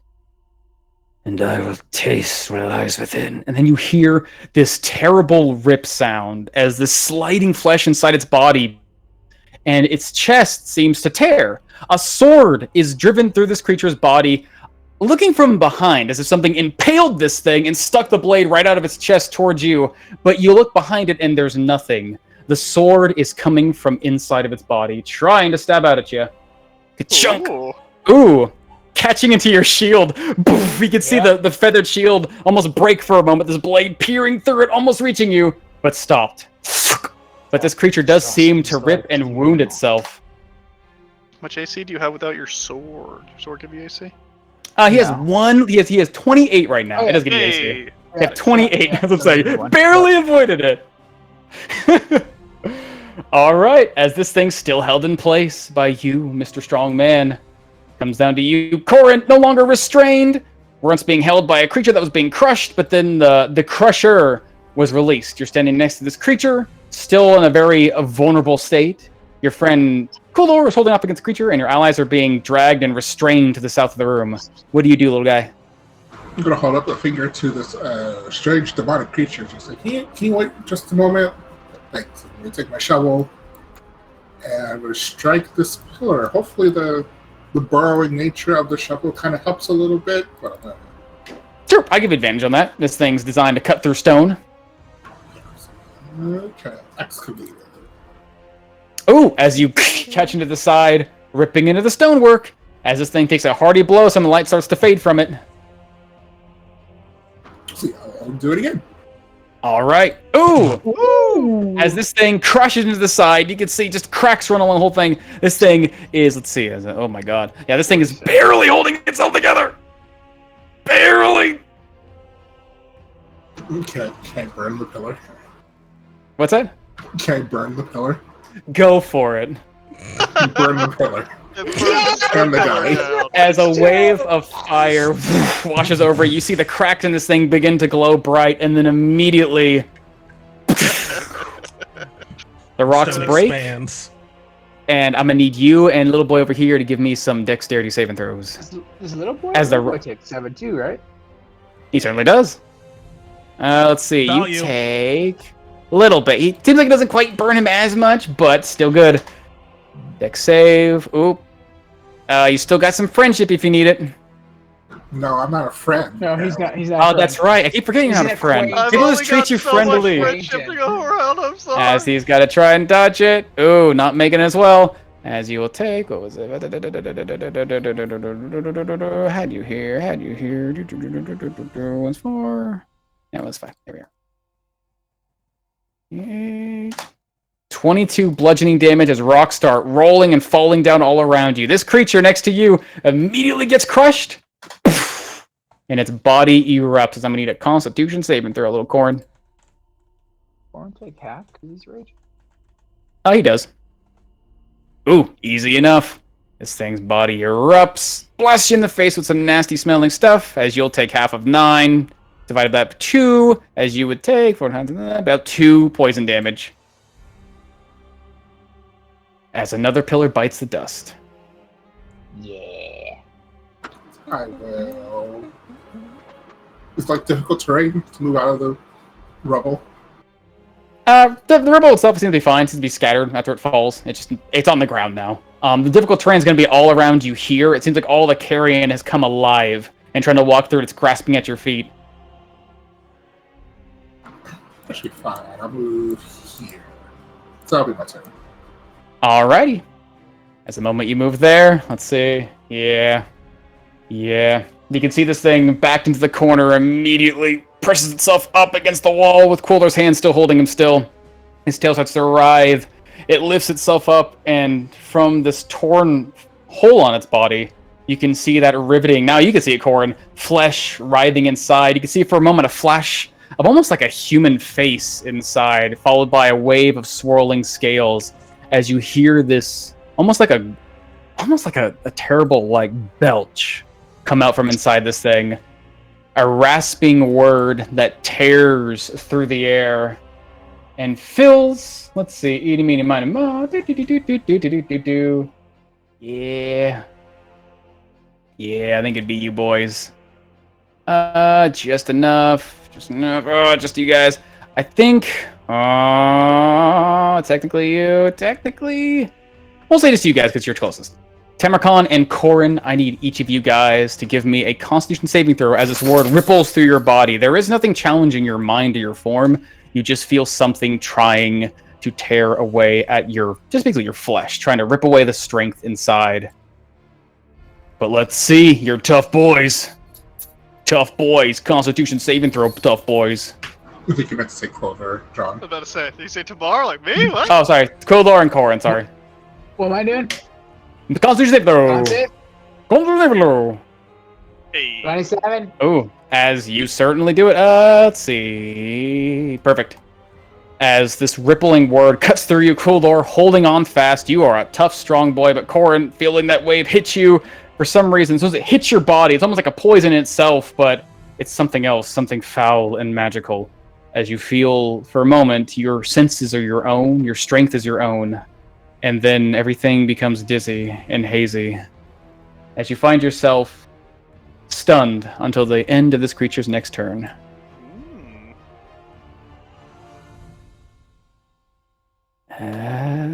Samantha. Creature held in the shit. backs. Big old snake grappled. You were Already? restrained. Huh? The turd just snuck up on you. No, I was just realizing they got stunned. That's unfortunate. Okay. Just being grappled by these strange blood hands and seeing these pillars fall away, this false idol that has led all of these Yuan-Ti astray, and just this repetition of turning away from divinity, turning to the worst of the worst in Samantha's mind. It finally bubbles to the surface, and she truly just gets angrier and angrier as her snakes whip back and forth, and she looks to Tamar Khan, and she just grits through her teeth. Don't look at me. As it seems look like at her. almost through that friendship bond, she is going to do something she doesn't want you to see. As she looks forward to these dretches turning towards her allies,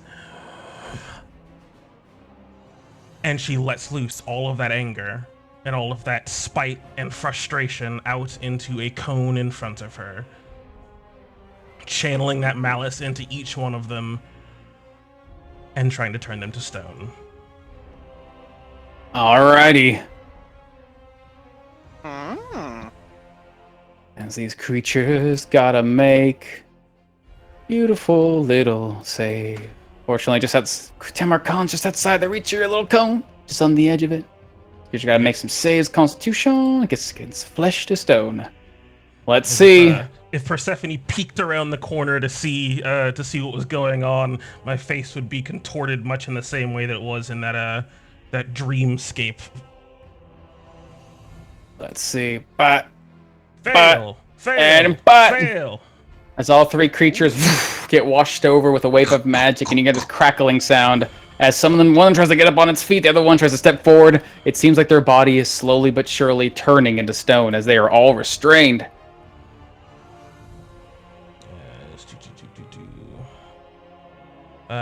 For the record, Israel, Big Boy, and Persephone, you're no longer immune to being frightened.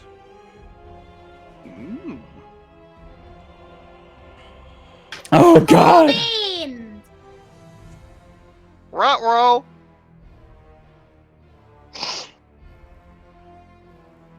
Alrighty.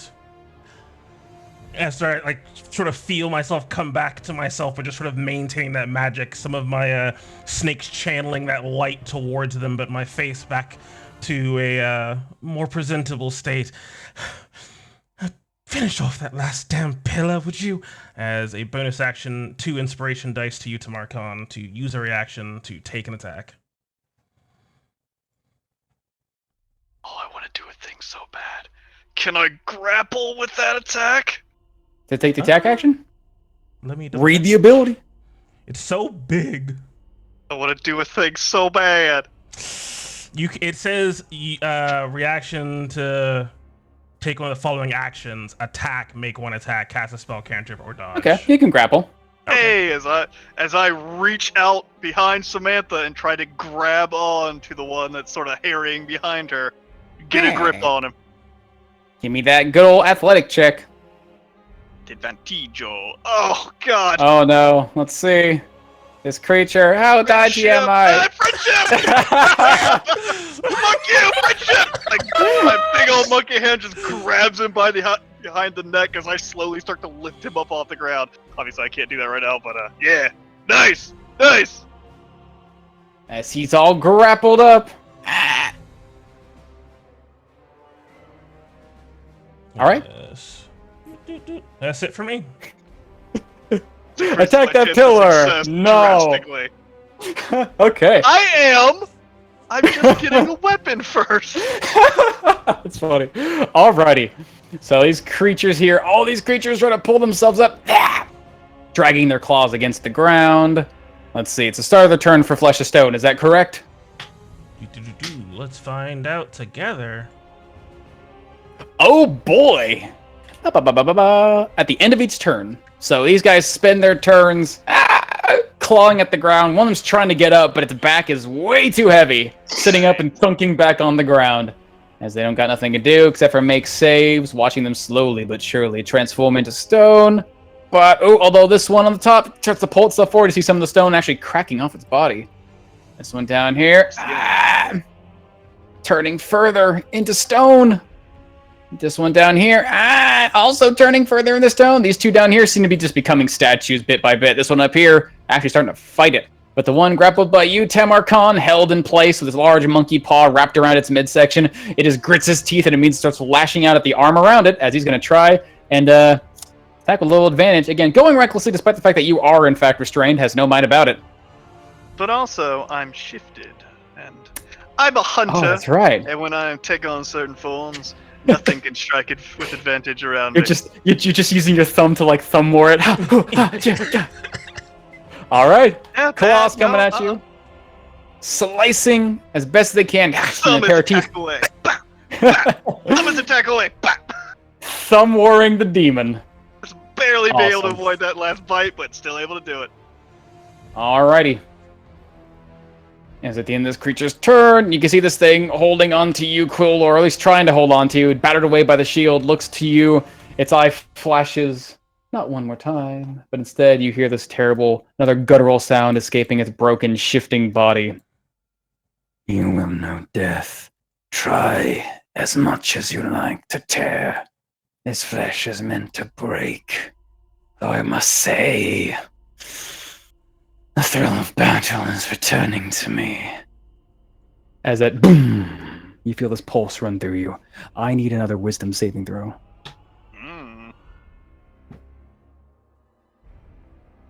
Ooh. Friendship.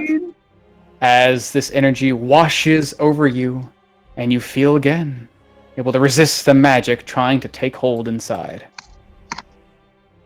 Tough boy, Quildor, as it comes to you.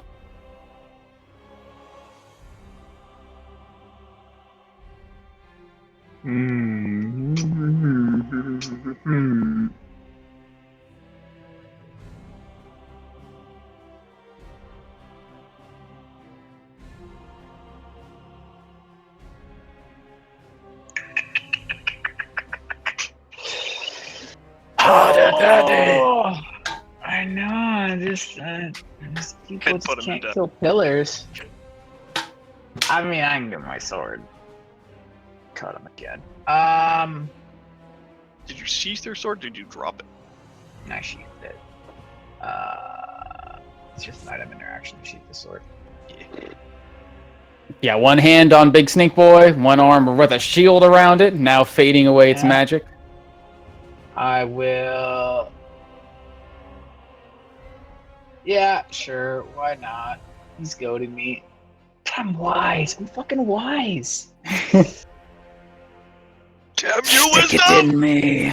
Let me think. Don't you hate it when you're too wise to do goofy things?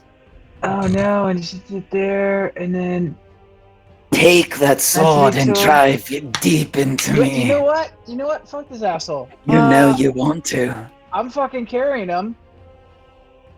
And oh, cause this is all that shit, though, right? You're in difficult terrain right now. And you're a grappling creature, so your Yeah. speed's cut in half. Yeah, but you know what? Back. I'm going to yeah, I am. I know what I'm gonna do. I'm gonna dash. I'm gonna dash because I'm mobile. Alright. There you go. When you're dashing, you go right through that difficult terrain. Yeah, that's Still cut in right. half because you're grappling, but yeah. That's still 40 feet. Certainly. How far can I get? Yeah, I'm gonna put his ass. I'm taking him to the water. I'm gonna go dump him in Alright. the water. Drowned. Okay. I drowned a mummy. Didn't think it was possible, but I did it. As dragging on through, you would get an attack coming after you from this guy on the ground. He's pretty slow though. A little bit of stone on him, Water. but he's gonna try and claw you as you run Did by. Just bring The poison Yeah. to Persephone. Oh, hey Persephone, how you doing? Hey, Verse. As a claw comes Look what after I you, found. disadvantage. Ooh, close, but no cigar, scraping against your armor. Nice. Yep. Get him I'm a just little bit gonna. further. I'm just. So I can go there. And I'm gonna put his ass in the under the water. All right, you shove him into the water. You see the stream flowing down. He's just now held into the water. As yeah, the air is still filled with that horrible smell. You're mostly fine with it, cooler, but Persephone, oh god, it's so bad. Well, the water extinguishes the fire. He's no longer burning. It's fine. Oh, that's true. You can see now. Smart, look at that. You can see the smoke begin to dissipate. Although it's gonna take a little bit to dissipate, bit by bit. But yeah, no longer smoldering like a giant Maybe incense shrink stick. a little bit, just like a foot or two. Still gonna take some time. Yeah, that'll be my turn. Are you like trying to drown him? Like, what do you do? Like, what's the look at you? Don't give me the water. I'm just like fucking holding him underwater because he's all like, he's like, oh, this flesh is meant to, be torn. Might need to knock him And- prone to do that. He's basically being held Like- down, but he's not prone. It's just flavor. Yeah. Okay. And like I saw water wash away like all that refuse and shit. Mhm. So Quiller's just like, I'll put his ass in water as I just kind of look back as this thing's fucking, flailing in the water. Destroy those pillars and wipe that pentagram from the surface. Yep, and I'm just holding him there. All right. As Swift Not a Hollow, vampire. you find yourself, that tingling, I guess, vitality in you fades away. And you look up to the room. It seems like Kulor's dragging away the weird desecrated serpent somewhere off beyond, looks like to the water. But there's still monsters inside. Some of them held still, turning to stone. Others still gnashing out. It sounds like at Tamarkan. You hear some horrible rabid animal making slashing and biting sounds. What do you do? Swift Hollow will. I'm still escaping a grapple, right? You are still, you escape, you're still restrained, that's true, yeah. As you are held in place by a bunch of hands. Okay. Swift Hollow try to use a cunning action, try to wiggle out of this magic. It will take, let's see, it's grappled, so yeah, you can do an acrobatics or athletics check. Little skateboardist thing. Yep. Yes, sir. Nice. Oh no, my roll 20, holy shit. Oh no, do you want me to roll for you, bud? Yeah, please roll for me. Okay. Oh god, Using everything's your- frozen. Acrobatically sliding out with advantage. Yep. Let's Acrobatically see. sliding out with advantage. Is it advantage, Joe? You do, because you do. Alright, trying to slide out of these big, grippy hands with a little bit of advantage. Bop, oop, easily enough.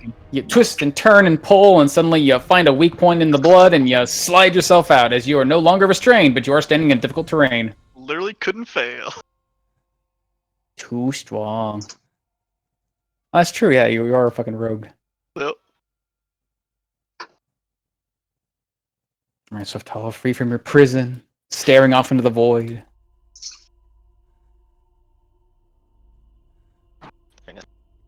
Oh crap, I don't know what I'm seeing. Like, there's like 3 creatures turning to stone. Swift Hollow's not really good at destroying things. Is there any other dretchers that's still alive? The only one you can hear that's not currently being like turned into a statue is one that's basically screaming and slashing in Tamarkan's hands. You can see every once in a while past the giant snake shaking in his grip. He seems to be fighting it with his thumb. Swift Hollow will shoot that one. All right. Seems like he's grappled. He has a little bit of cover because he's shooting around a corner, basically. I'd say about half. But you can totally shoot at him. Okay. Can you shoot for me? I got you, buddy. I'll probably just research Shadow after this. That's my turn. Sure. Are you shooting with your Reap? Yes. What do you- Reap. All right. Roll Cha-chunk. crossbow. No advantage on here, but here we go. Cha-chunk. Hey. As a 19 will definitely do it. Striking in this creature's body, doing, ooh, good old sneak attack for 29 damage. How's that be? 19, 6. As this, you can see this bolt come flying from behind, pierce through its back, and you have to move your thumb immediately out the way, Tamarkan, as you see this bolt stick out of its chest. As this thing should be mortally wounded, but it's still writhing and attacking you.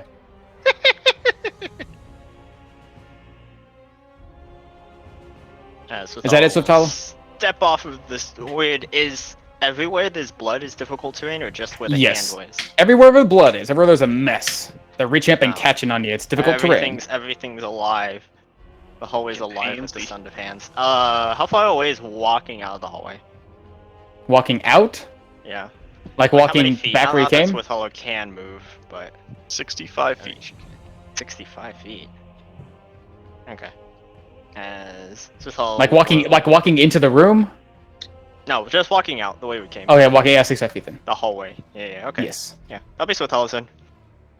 Okay, just standing or trying to walk? Nope, still standing. Standing where she is. Okay. Gotcha. As big boy Tamar Khan holding on to this writhing, screaming creature. Good shit! Now it's in my turn! As I just grip him and pull him up off the ground, heave him up over my head, and chuck him at this fucking pillar. Alright, I'm gonna ask for an improvised ranged weapon attack, but you aren't gonna roll a d4 for the damage, because this guy's a little bigger than a broken bottle or a chair leg. Oh yeah.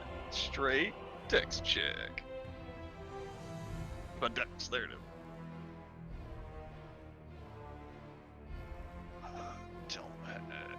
I guess disadvantage too.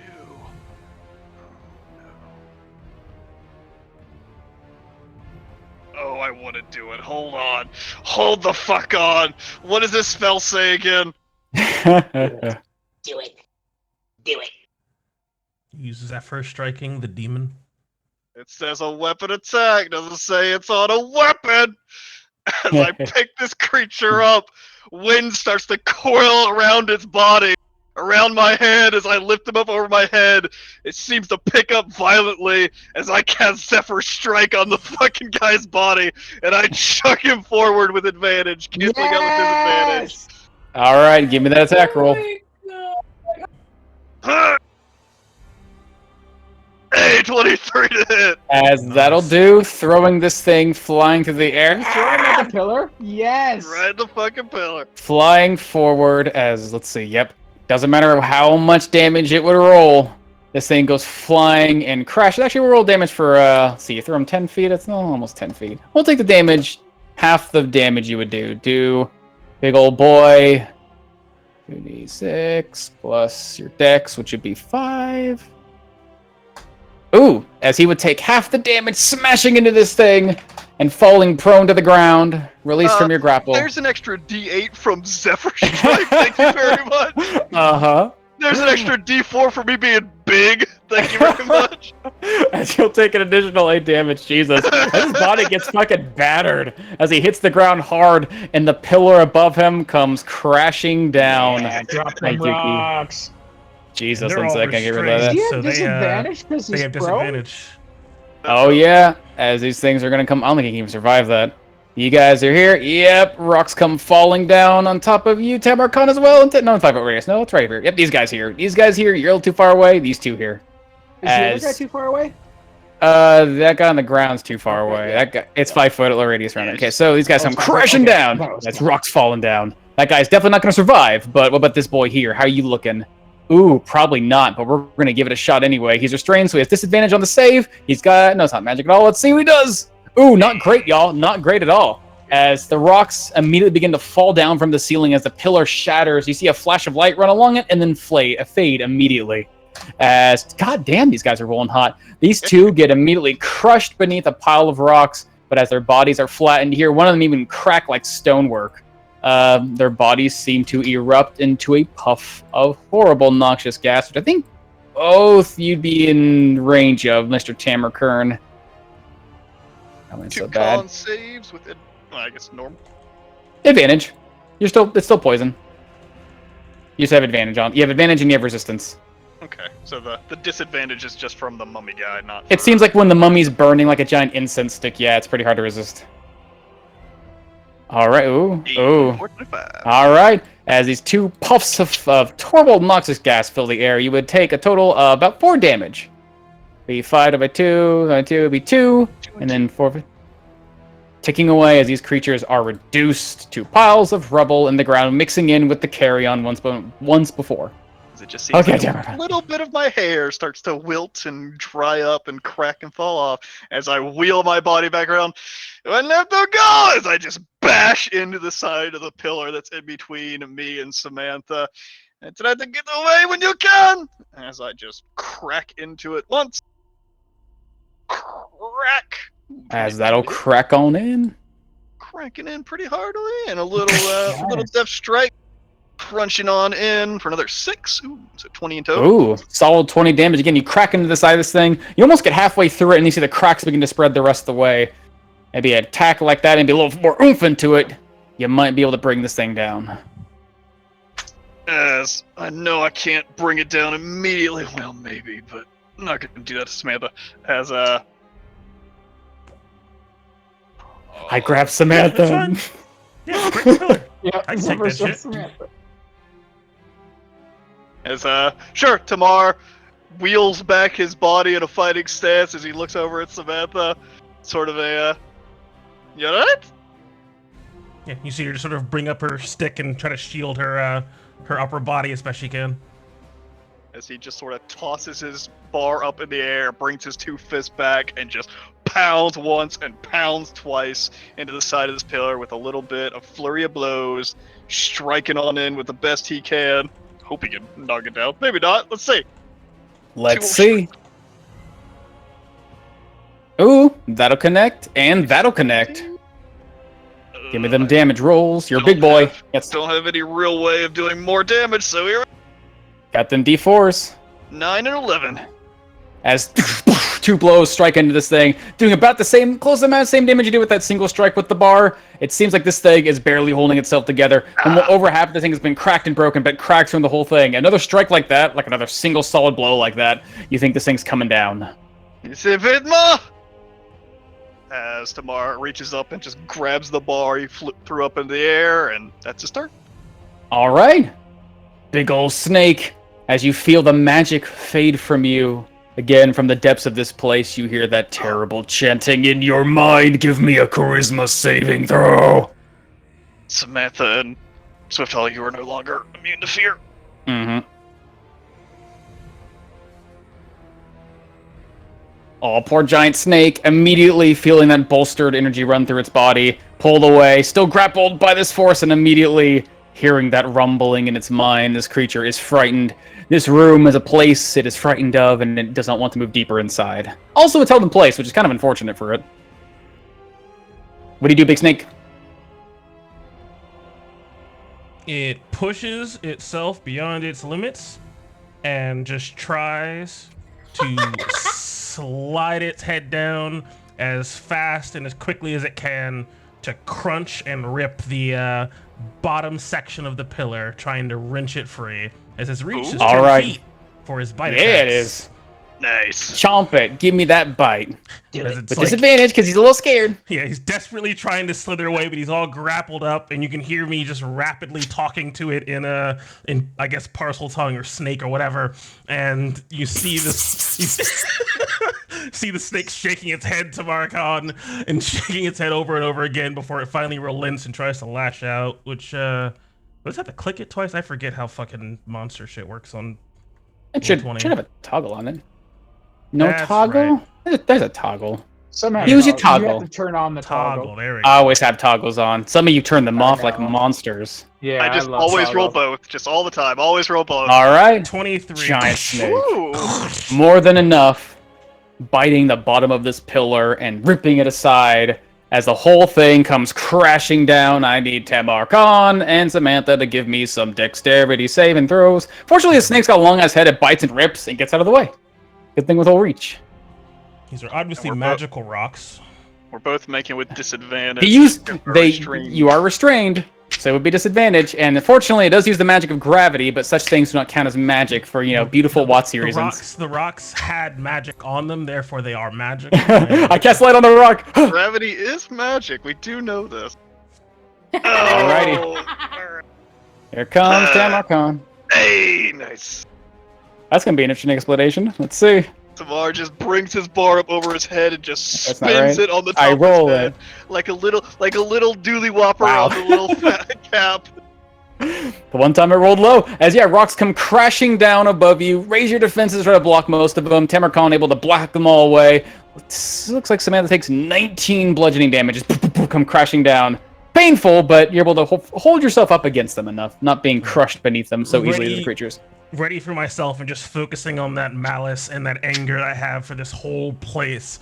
I maintain my concentration, turning those demons to stone. As the final pillar falls, that last flash of light hits the ground, you see all the stone begin to bubble and roil, and from the eastern side of the room, bubbled with water, this corpse splashing. You have taken the life. You sought death. It surrounds you now. Accept your fate. As from the far side of the room, above the throne this thing was quite rudely torn away and stripped from, you see a mark begin to glow. Cutting up along its shape, clearly abyssal in shape.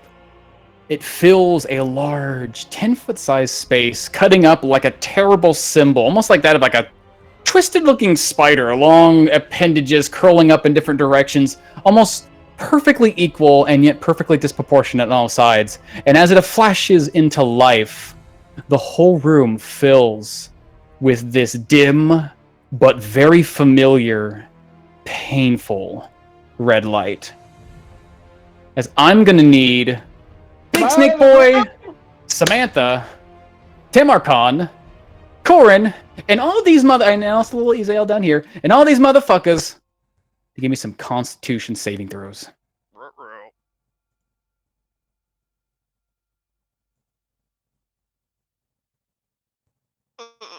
I'm gonna use You made that, the light angry. I'm gonna use that spicy DM inspiration, knowing that what it did to Corin and Quildor and they're tough boys. I do not want to be a part of that. Trying to hold on the best I can.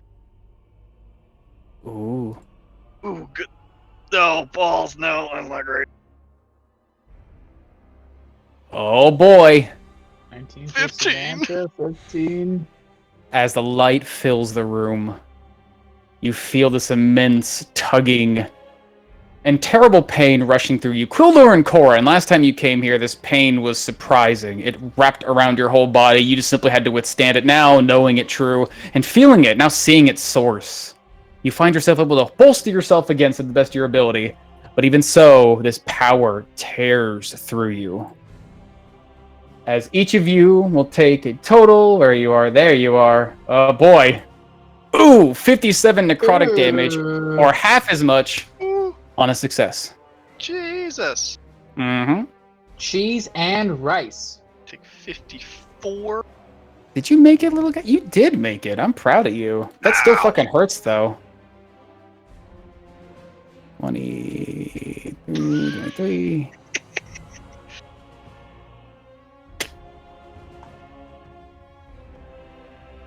Big ol' snake Not boy. good.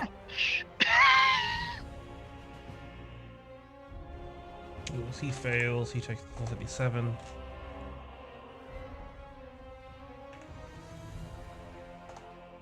Alrighty. 28.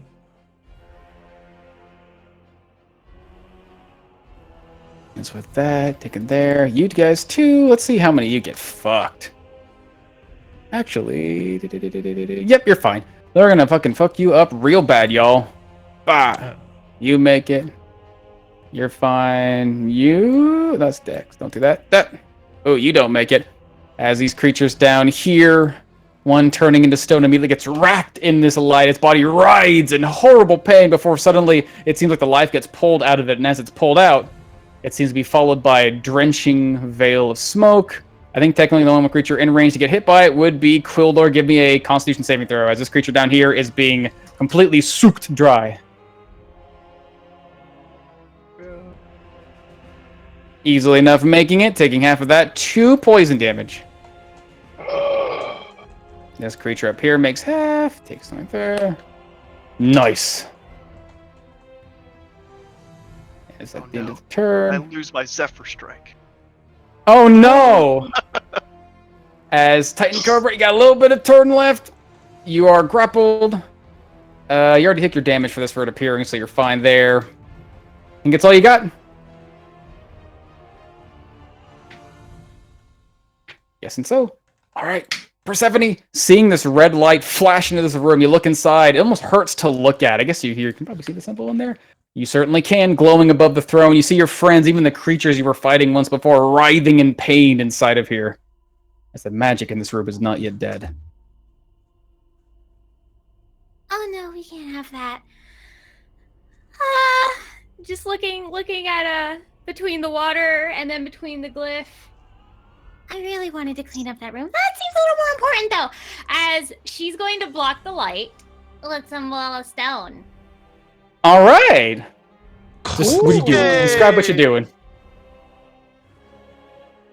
As Persephone's seeing this light and recognizing it, and her friends and everything just looks like it's not having a great time basking in this whatever demon light, Persephone's just going to look at the stone ground and lift her arms so that stone walls emerge and block in the glyph. How high are these ceilings? About 20 feet. Yeah, stone, floor to ceiling. Boom. Just perfectly encasing it. Yes. Nice. Light As indeed. box. Doof, doof, doof. You see this wall appear before you. Actually, no, I'm going to put it more thematic. We're going to put you there. Oh god, it's back. Oh no, it's so terrible. If only someone cast Wall of Stone to block it. If only someone cast a big old juicy Wall of Stone to block that shit. That'd be crazy though. No one would ever do that. That's insane. That's an insane play. But guess what? Oh, that's not good. We didn't want to do that at all. Hold on. There we are. Bot and a bing about a boom. As the light immediately falls, and the pain is no longer racking your bodies. Clever shit. That's so clever. ¿Qué pasa, mami? It's no problem. Just I'm just going to stay here. All the And pillars that's are when gone. you return.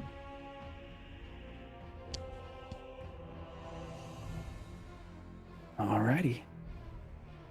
As once again, that circle in the center sends that pulse, and all of you again feel that strange prickling tickle that runs along your body. This time, truly focusing down on everyone, but it seems to be Giant Snake and Corn. You guys feel about normal, although Corn's still somewhat stunned, it seems, in his place. But everyone else feels this pain racking over your body. As this creature, still held in your arms, Quillord, turns its face up towards you, and now you see the ribbons of linen now falling. No longer strangely supported by this magic that seems to be giving it life. Instead, it's falling apart, and piece by piece you can see again more writhing flesh beneath its skin. Its face almost completely fully revealed, and a terrible crack running down inside. And within that crack, you almost see another face staring back, something almost wearing this thing as a suit. And you hear this voice speak not only to you in this horrid whisper, but in sort of a soft, curled, excited tone in your mind. A clever beast you are. But you have not yet tasted my blade. I will teach you pain. I will teach you true agony. I shall make it rain once more. As he starts speaking out, you hear this voice channeling, calling out, its hands starting to curl, broken and twisted, as it seems to be conjuring up some magic.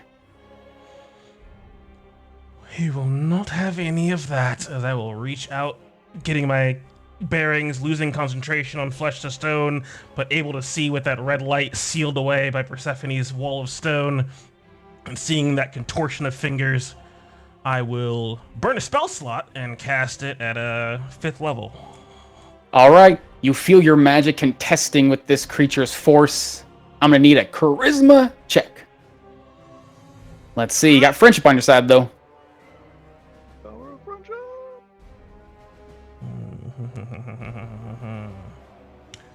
I will also burn the inspiration I'm sitting on. Alrighty. Gotta keep Quildor on our side.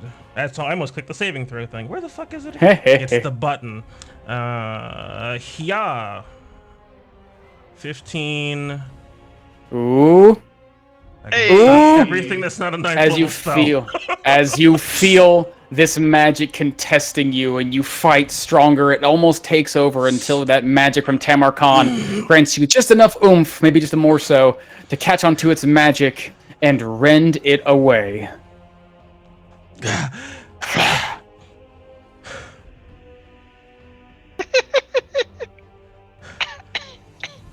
Sort of look over to Tamarkan. You are not well. It's a roasting, broken.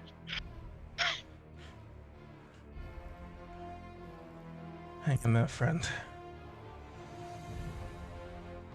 Alrighty. As holding on this creature turns back, seeing Samantha around the corner, it's magic, her magic rather, pulling its own away. Sort of locks eyes with me and just give it a soft, devilish smile. A familiar face, but why? As Corin comes to you, seems like its next turn. Use on its thing. Actually, you're not stunned anymore. Nope. Your stun effect ends on the end of its next turn. As what he Corin did. seems like he was just kind of staring off into space as he comes to no longer seeing Clodor or strange creature. Kind of like jumps in place from side to side, looking around. Turning to Samantha. That's where. See, you're just pointing her staff in that direction, magic beginning to conjure around it. That's bow you've seen before. You can put it together that he's that way. Plus, Tamar's calling it out, it sounds like. Big finger. I will use 3 charges of my cape to jet propel myself 60 feet. Turn around this corner. Seeing the creature in the water, I'm going to fly over Quildor. And above this creature in the water, I'm going to come crashing down with both my shovel and my kopesh.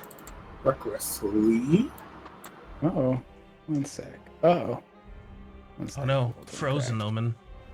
Uh-oh. Froman. Roll 20.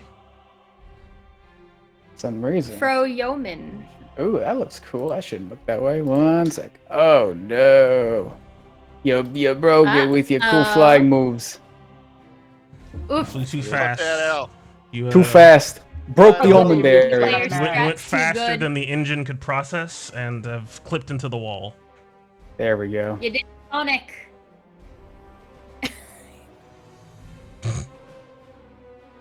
Alrighty. Oozing back in. Piece Thank by you, Knuckles. piece. Thank you very much. Well, why are we doing 2? We're not doing 2. Get out of here, you. Come on, Corin. Mapping it out. Mapping it out. Mapping that dungeon. That's what it's about. Waiting to see who lands a blow. Kill this fool with a shovel. Alright. Landing in the water. Water splashing all around you. Good? Ready? I'm ready. Crit. Just holding your shovel above his head. There it is. Oh. Alright, as that first strike comes crashing into its body, doing a good amount of damage. And how do you kill this thing?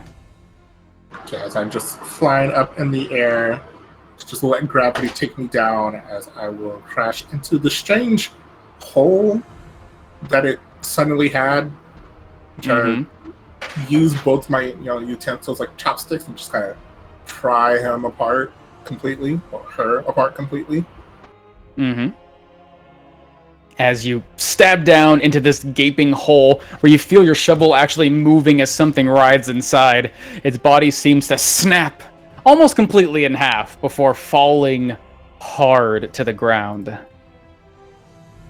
As this thing's body goes lifeless, you see it tries to speak out, another action in defense trying to stop you, but you break it in half, and it falls dead to the ground for a moment.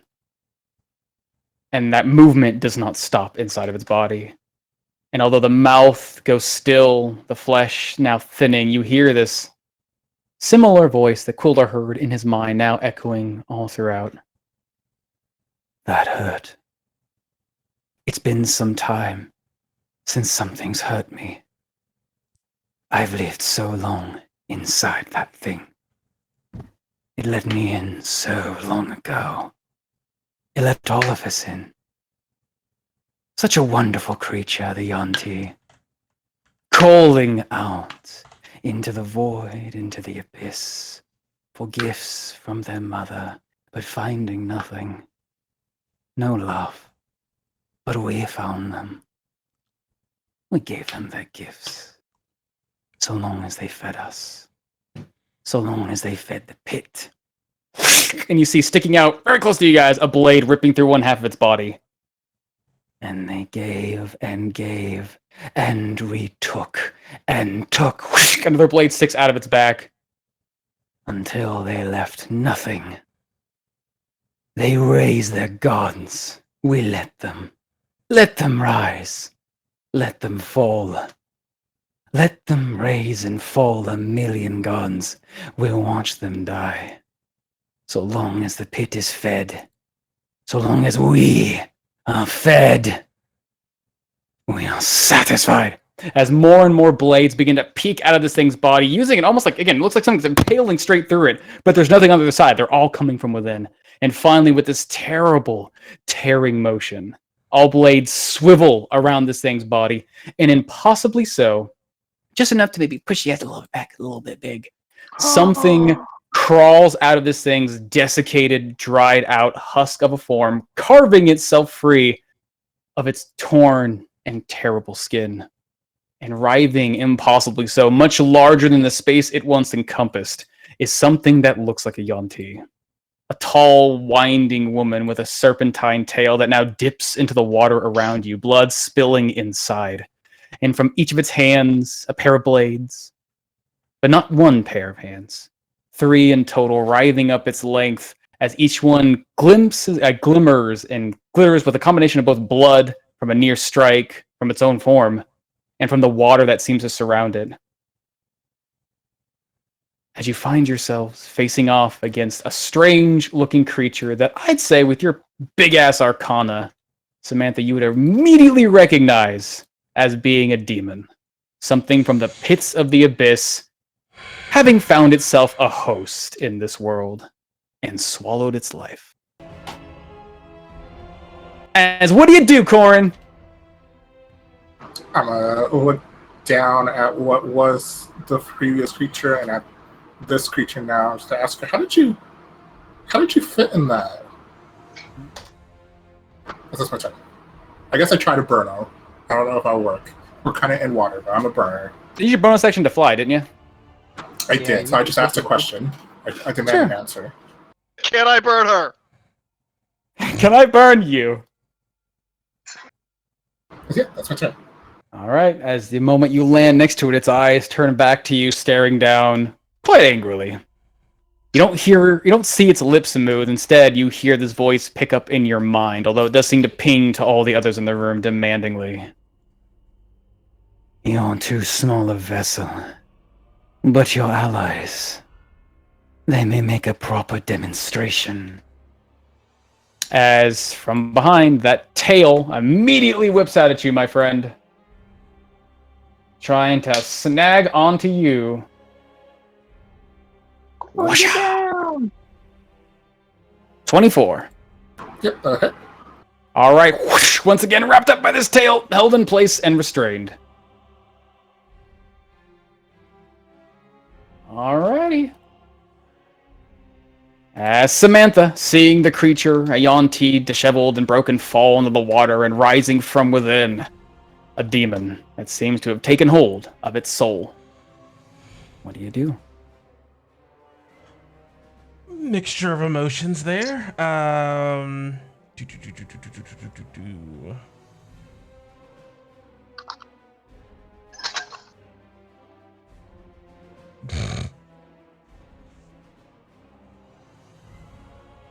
Do I feel that that chorus of voices overwhelming my mind, or trying to? You certainly do, actually, as you are still standing in this glowing field. I mean, it costs a charisma saving throw, but we'll see. Against this magical effect. Oh, I wonder if Samantha will possibly fail the charisma saving throw against a magical effect. Who would have wondered that a Yontia warlock? As you would find yourself overcoming the entity here, this strange, now familiar to you, actually being able to feel it. Clearly, it feels as if you are almost standing in the abyss itself. But you're able to overcome the sheer presence of this place, the sheer desecrated area. As what do you do? I recognize it as a demon. Do I have any idea of like what she might be capable of at this point? Roll me an Arcana check. Could probably cast sword. I like sword. Well, that's my Yeah, turn. I figure the sword part probably. 29. Sure. Oh yeah, you know of these things, these creatures called Amaryllis. They are quite potent demons found in the depths of the pits. They, I guess, now finding some striking resemblance to the creatures that your presence once hailed. It seems as if they've taken hold on that. But you would know these things are known to be powerful lieutenants of greater demons. What's it doing with a god? Well, I guess it just explained itself. These creatures are potent combatants. You've never seen one in action. You've never ever fought a demon, really, not in this way. These things can strike out with incredible precision, and basically are walking, living swords. It's almost itches a curious thought how this living mass of swords would fare against a living shield such as Quildor, but it's still one that equally terrifying in terms of its danger. Could be a match or even greater. All right. Duly noted. And the goop is still grabbing us, right? Yes. Feeling's starting to fade, but still grabbing you. It seems like it's starting to fade. It seems like it's going to end the next round. It doesn't end on the next 20. It ends on the 20 after. It lasts for 2 rounds. Got you. All right. You're just sitting there letting it restrain you. Yeah.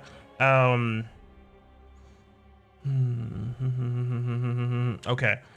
Then we are going to... I wonder...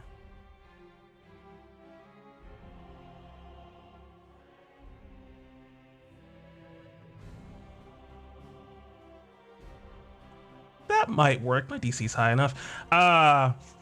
Sort of seeing this actual demon, I will immediately, on reflex, switch to Celestial and command this thing to the ground. Alrighty. Let's see. Commanding it to kneel. Indeed. Alrighty. Gotta make a save. Hey. Got a little advantage. Hey, fuck you! Let's see. Ooh, even with its ability, your magic catches hold and immediately turns to you with a look of expression of shock as the magic washes over its body. You will be sent back screaming to whence you came, as looking over at Tamar. How many of these do I have left? I know I drank like a gigantic fucking smoothie of them. Where is it?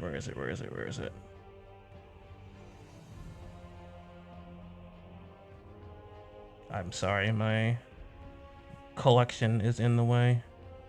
Treasure, trinkets. I will hand you a greater healing potion. Enjoy. I have 4 left now.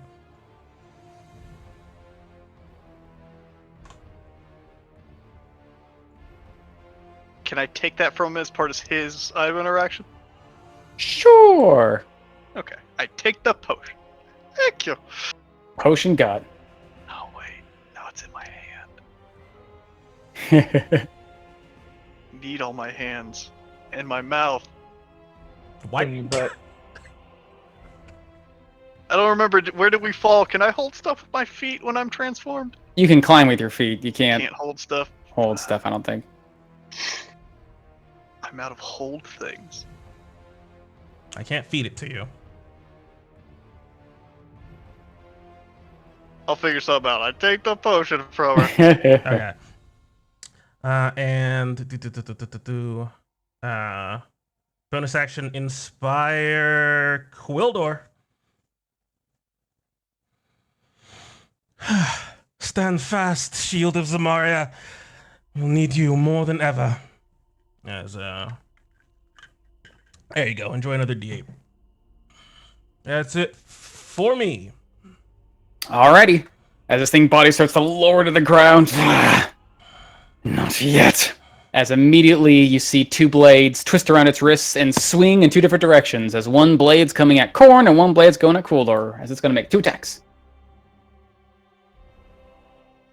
First one coming at Korn, a little advantage.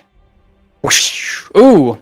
A death blow that strikes right into your gut, digging deep. But fortunately, you're a tough little boy. You'd only take half of that, being, what is that, 14 damage? And a blade coming out at Quildor. Whoosha! 13. Off the shield. All right. As Dretch Boy. Oh, he's still all restrained. Can't really do much. He's trying to stand up, but he can't move. He's got to make a con save. Doesn't do it. Seems like he made the first one. Now he's slowly turning into more stone. The rest of his friends have been completely pulverized. No, I lost Quildor. concentration. He can come back in if he wants to do stuff. Oh, all right. Well, then guess what, motherfucker? Cone, right? Yeah. I mean, he got for your cone of your flesh of stone. Stone. Yeah. Because it's still flesh of stone. Yeah, it's still just a spell. Yeah, and I lost Okay, well concentration then- with the necrotic suck matron. Oh, then he definitely come up and try to eat you. What's up, motherfucker? Teeth and claws coming your way. Claw. Ooh, 25. Slashing into you, Samantha. Oh, he tries to eat me? Oh, all right. Yeah. Well, considering my immense big brain tells me she's a pile of swords, I am going to, where the fuck are you at? Chomp as, with a burst of radiant light, Cody just tries to chomp on his face. All right. He's Con save. Back. Ooh. Oh. Look at that. As the moment he bites down, chomping into you, or slashing his claws into your side, Snake bites him, immediately fills him with crackling light as his body explodes. As you're totally fine, but Snake Boy behind you, little big old Snake Boy, and Tamar Khan gotta give some Constitution saving throws. That should do it, right? 25. I could do it. Oh yeah, I Big got old advantage. snake monster's gotta make a save. Gotcha. Let me down. Load up Titan Cobra. Yeah. 17. All right. Maybe I think it'd be normal. The only thing is disadvantage. As Bah would take half of that. Snake Boy would take 6 poison damage. Tamarkan would take 3. Ticking him down. But dude blows up right in your face. As now Quildor. Did Samantha make her kneel? It starts on her turn. That's how command works. Oh, okay. Fortunately, she's got legendary actions. I'm going to shift right there. Click the wrong button there. As you just see this grin come across Quildor's face. Finally.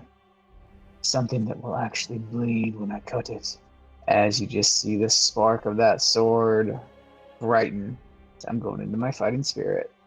Alrighty. Additional hit points as I be swinging. Alrighty. Ooh, as that first strike comes swinging in, he's about to hit him. Unless you're going to add some friendship on that. You see immediately her wrist turn and try to deflect the attack. Oop. Getting close! As her blade turns, you see her immediately parry the strike away, pulling your sword just to the side, and then immediately in the same motion, the wrist twists and cuts down to you with incredible speed. As a 29 will come screeching at you as this creature uses an unparalleled parry. It takes as I swing again. All right. Ooh! As You you'll brought catch that, into bitch. it. Let's see. 18. Plus that. See the fire dance across this creature's body. Ooh. Not able to catch on too well.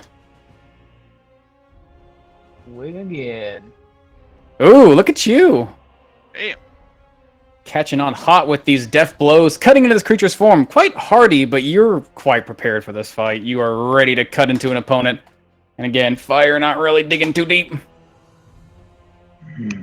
As the grin just gets bigger and bigger, Persephone, you will see like this fire in Quildor's eyes as the swings keep coming. All right, damson. Is that 25? Yep, all's a connect. Let's see. For you, as you're cutting in this creature, slice by slice, tearing into scale, you see pieces of this armor that seems to be just directly attached to her body being ripped and torn away. Second strike coming in, doing a good amount of freaking damage. Do that. With the extra, that's dealing with that. There we are. And that last strike coming on in, stabbing true to her body. You see blood pouring from her in bits before immediately the wounds seem to heal. Awesome, awesome, awesome. All right, as you will do that. And there. As in your flurry of strikes cutting into this thing, you are wearing down its defenses piece by piece. And you can see, as you're grinning wickedly, normally you're expecting to find your opponents falling apart, just decimated before your blows. But this thing is smiling back down at you fiendishly. Your cuts seem to rip into its flesh. And you can see for a moment, chattering teeth appear in the wound before it tries to heal itself. Ah, pain. Battle. It's been such time. Hit me harder, Just Daddy. smiling back. Oh yeah. No, Where's no, that belt? Where's that belt? I need. All right. Anything you want to do, my friend? No, that's I'm telling you, my. How deep is this water? It looks like it's only about, it should be about 4 to 5 feet deep. Corin should be sinking inside, but he's currently suspended by giant tail. This thing's so big, its lower body is basically consumed in the water. I'm gonna shift there to make sure there's a bigger opening for a giant monkey that's probably coming at some point after he eats his apples. Okay. Anything else you want to It's do? a turn. All right, as you shift up there, 2 more blades Action. swinging around. As one will come swing, as her whole body turns to face you. One hand comes swinging out behind her, swinging out at you, Persephone. 26.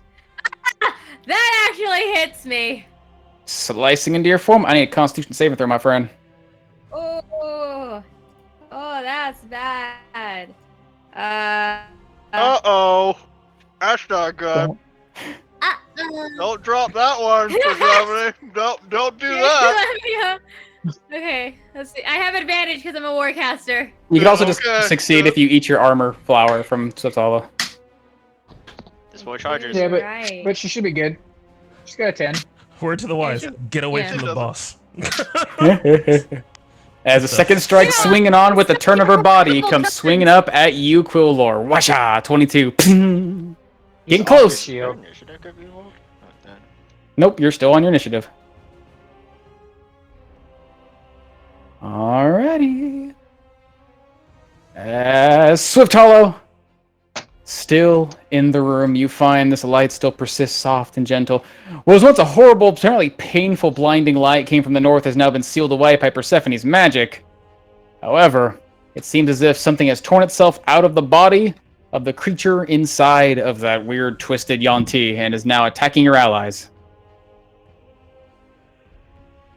Is the ground still difficult terrain? For the remaining Past the top round of till initiative. till the next 20 initiative for the Abyssal Layer. I guess Swift Hollow also got nuked, right? She was out of range, fortunately. Ah, okay. I would have Yeah. been standing in the hallway the entire fight. Haha, idiots. Imagine Big going fortress. to the boss room. Sneaky Archer for life. As what do you do, my Yes. friend? You guys bring your wall of flesh.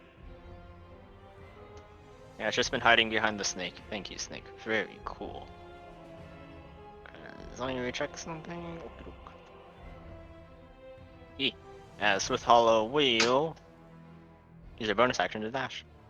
Definitely weave dive, dipping and turning. Do the snake. Pass all these hands.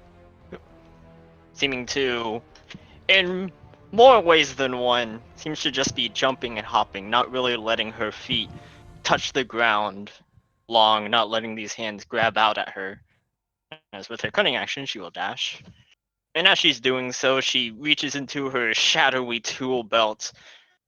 I prepared this in case we encountered more invisible creatures, but it seems potent now. As she pulls out a device, seems quite weird, kind of cylindrical, as she just seems to press down on some sort of primer as she throws it at this giant snake lady. As her action, she'll cast Fey Fire. Hey! And in this decisive moment, with Hello, way back when, a session ago, she called upon the Fate Bloom Lotus, rolling that 8, as she sees her vision of prophecy fulfilled. She, as the Snake Lady, will roll an 8. All on the right. deck save. As that flash of a vision, that prophetic petal you pulled and saw, a strange vision that now seems to be coming to fruition, this casting this magic in this decisive moment. It seems as if, as this creature's swinging up at Coolor and cutting into Persephone's side, you find the perfect vantage point as a skillful rogue to toss your magic in as this creature begins to glow. Where's your area? Where's your area? Because it is a Go, 20-foot Fairy cube. Fire Grenade. Alright, let's see. Let's see if I can get Corin in here. But does Where it is have it? a +8 to its dex save? Yeah, no, that's the question. But, you know, I Doesn't really seem like thought it. hard to myself, and I was like, I'm never going to think of another time when I'm going to remember to use this. So I might as well just use it on the one It doesn't save. seem like it, as this creature begins to dimly glow, but again, depends on your area. You throw it like right at its 10 foot or head. 20-foot square. It's a 20-foot cube. Goes up. Where are you, 20-foot square? Put her in a box. Damn it. Is it 20-foot square? Whatever, I'm just gonna draw it. I mean, it's there's cubes of squares in this. We're looking top down. There you go. Throwing it like that? It's okay. We can just put it in the air. Because Truth Hollow's flavor is basically it's a flash grenade. Okay. She made a grenade! Big The, sparkly light. the ceiling yeah. in here does still only go about 20 feet. So Okay, if I you guess choose a gets point, everyone. yes. As I mean, everyone give me dexterity saving throws. Okay. You guys got this. Here you go. I'll go influence it slightly so that it air bursts on like Corin. I guess I could be really cheesy There and you I go. can just like put it like right here. You can turn up the area to do that. You do this. You can see the point down there. You There choose you the point go. that appears in. Very There you go. There you cheesy. go. Look, I Yes, avoided classic. friendly fire. Yeah. Ah, classic. As this creature corners of begins to squares. glow Swift dimly. Hollow enters the I Halfway. alter the I What? alter the casting space so it doesn't hit Let's allies. play with this. What color does it turn? That's a good point. I guess it's just yellow. Yellow. Oh wait, hang on. Blue, green, it's yellow. It's a giant flash grenade. I don't care.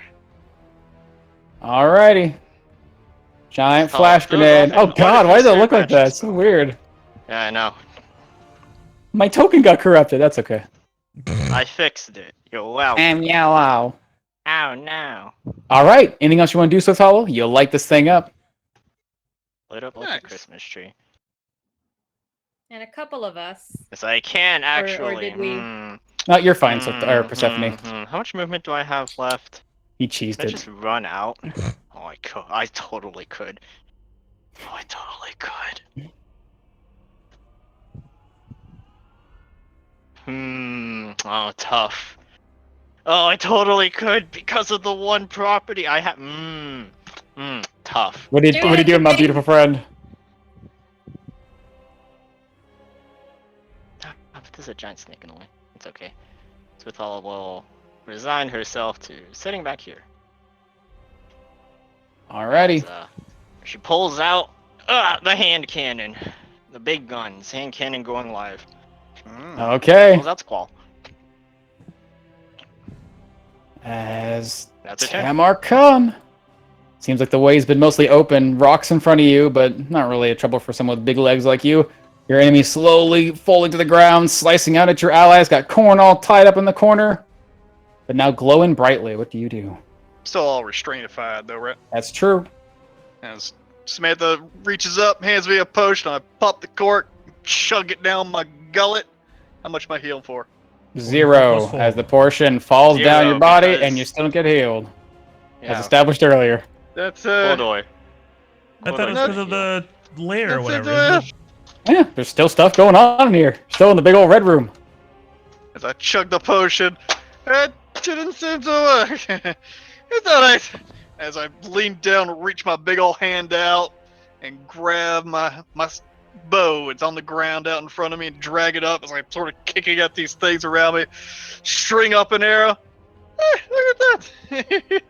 Shining in the night, it seems, as I loose 2 arrows in her direction. Normal shots now, because of the fairy fire.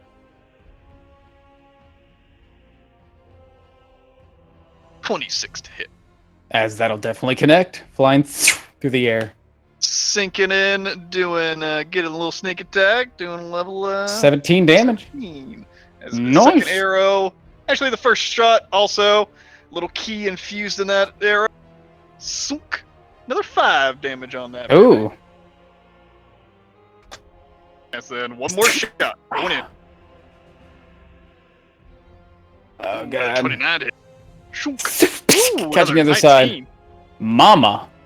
Doing some good damage there. Shunk, shunk. Alright. Alright. That's tomorrow. Bonus action. All right. Big old Titan Cobra standing in this room, appearing. The air again, still pushing down against it. Trying to. He's Actually, still did it make it restrained. save? No, It's just held in place. It's just grappled. So he gets to make it again, but also he's still grappled. Yeah. What's he do? Scary. Yeah, he just shrivels. He's trying to get down the tunnel, but he can't quite move just yet.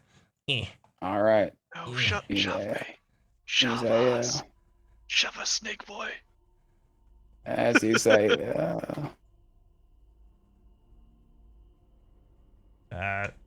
Who? There's no one to shove. Both of us. Get us unrestrained. I mean, so in this case, you'd have to break the restraint for the grapple, because basically, technically, how grapple works is if you get pushed out of the range of a grapple, you're free to grapple. The ground is grabbing you. You're still on the ground. You have to escape the grapple like normally, otherwise pull them off the ground. Yeah, it grapples up, pulls up off the ground. There you go.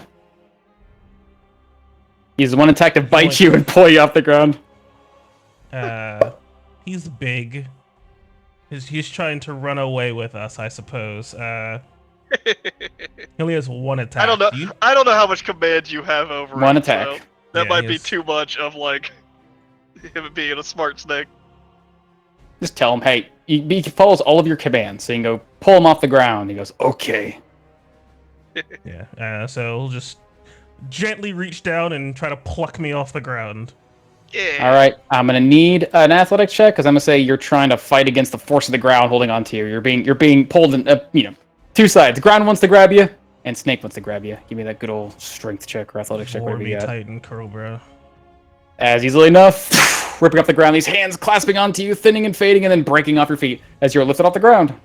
I'm just gonna Because sort otherwise, I was gonna have to shove you. just sort of hold me slightly in the air. All right. He Get your can't giant move. snake mount. That's it for him. Alrighty. Alright, Izael, gotta make sure serve. I think he's okay. Got some magic on him, got some charisma. Oof. Fights off the fear.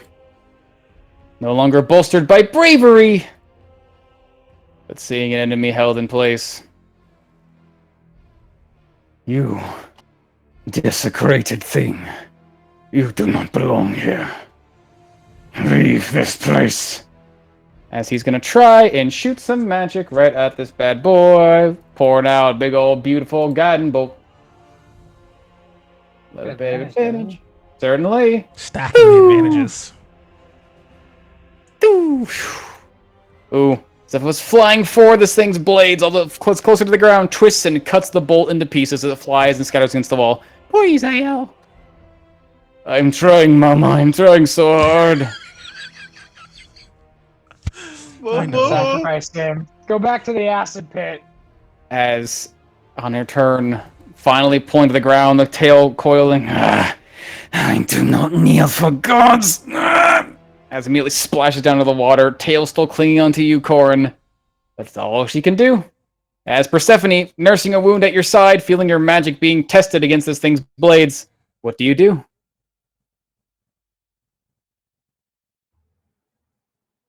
use my bonus action to not be within slashy range? As Persephone is, oh my god, roll 20. I am going to not hidden paths into the room. I'm hidden path things somewhere along upstream. If roll 20 lets me.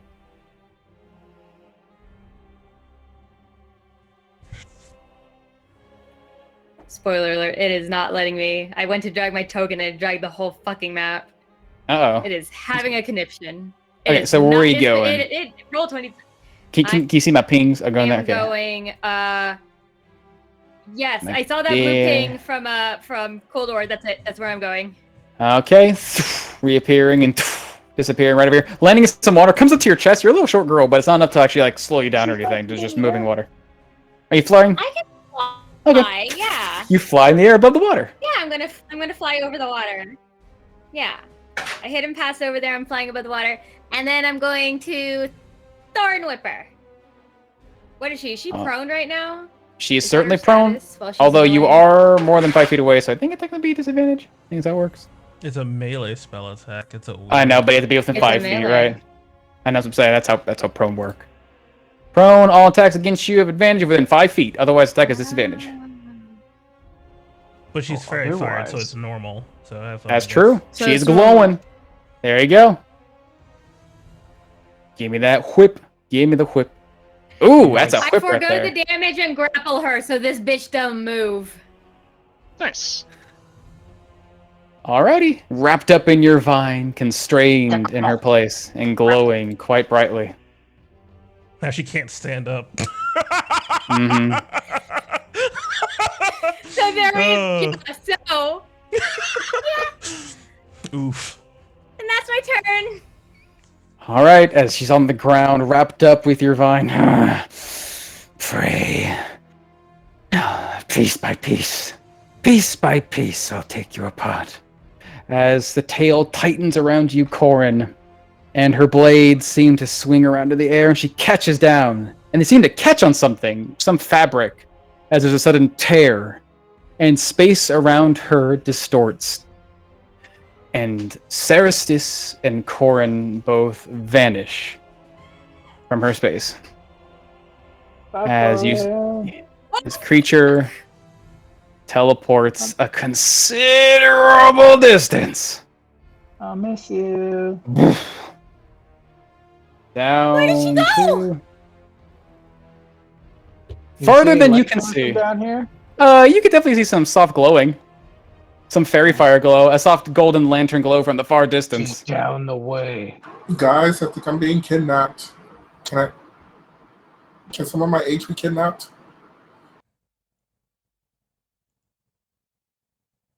Yes. Alrighty. As once again, wave of energy washes over you all, just then prickling across your skin. It seems as if Coolor and Persephone, though, absolutely fine in this situation. They don't feel that strange sensation. But everyone else in the room feels that tingling running across their body. As Corin, held in place by this creature, still prone on the ground, but you're also restrained. What do you do? Restrained, but she's prone and glowing, so it'll just be normal, so I'll just Certainly. stab out at her with my shovel. Hit that bitch. Yeah. Ooh. That nat juicy crit as it comes swinging in and smacks into her body, carving through as she takes a hearty amount of damage from that strike. That second one comes swinging in, and one of her blades comes down to catch it and push it away. As I also just attempt to burn her a little bit. All right, fire burning into her body, wettened but also toughened against the end, as if her form is pretty resilient to it. And I'll probably just say, you wouldn't happen to want to let me go anytime soon? This is kind of uncomfortable. So the turn.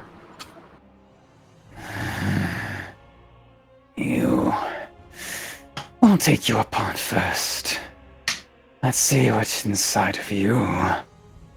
As you will have two blades coming at you, technically normally, because she's on her back trying to find her footing, just still flopping in the water, but her tail's holding you still. Two vile blades come swinging. Chunk. 27. taking half of that for 7 damage. And a second one coming in, zoof, 21. Half of that for 9 damage. Alrighty. As Samantha, your prey, your target vanishes, but Coolor's pointing out a light he sees down the tunnel. What do you do? Sprint forward after our ally and after our quarry. Moving there. How deep does the water look with my perfect vision? Again, looking through the water, a bit murky, but it does seem like the further you go in, and maybe it's about 4, getting close to 5 feet. Again, the deeper you go here, you're definitely going to be wading in it. Where you guys right now seems to be the shallows. Getting inside, you're going to start swimming. Probably deeper as you go in.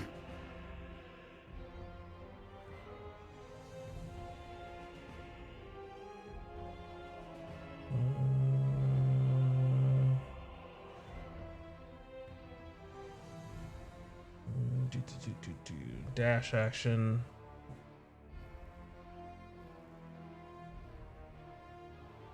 Trying to stay close getting to there. the edges. At this point, you get to the wall. The thing becomes a cavern now. You'd be swimming at this point.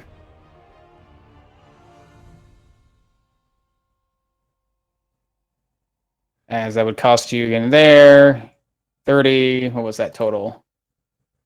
30 feet. Getting there. 20. So then it costs you an extra foot of movement every time you move. So probably about there is all you get. Well, even maybe. Yeah, I'd say there, because you're dashing, but you're spending your extra 30 feet of movement, extra 2 feet.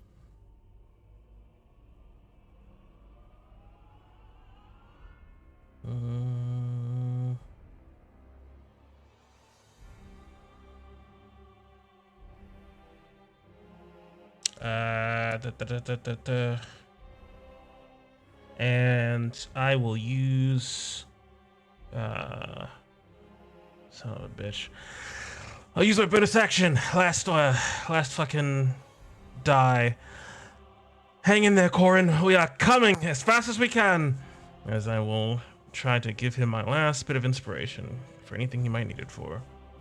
Alrighty. As Quildor, your prey right in front of you being held down, glowing up. Perfectly beautiful target for this fight, and then immediately with foul magic, it just seems to vanish away, but you can see the glowing light in the distance. Going right in. Alright, but again, once you get to there, you're going to start swimming, so once you get to this point here, you're going to start swimming. Every foot you move is going to be an extra foot swimming through. It's a difficult terrain. It's just swimming. When you're swimming and don't have a swim speed, it costs you an extra foot of movement. It's you going through the water when you're heavy armor. Okay. So, one is the 10.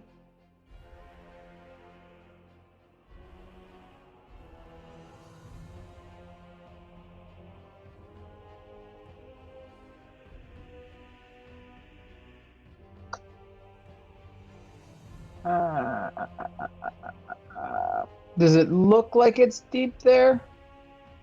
Deep where? It looks like it looks like that's hard to say. Give me a perception check.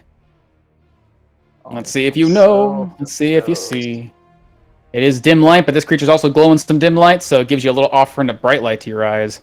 Yeah, you'd say like it looks like around this edge here. It seems to be more just a single island outcropping. You think it probably goes another 10 feet or so deep, like it's breaking off the edge, like a small island in the middle of this. No soft, gentle shore it's lapping against. Looks more like that's down here than anything else. Alright,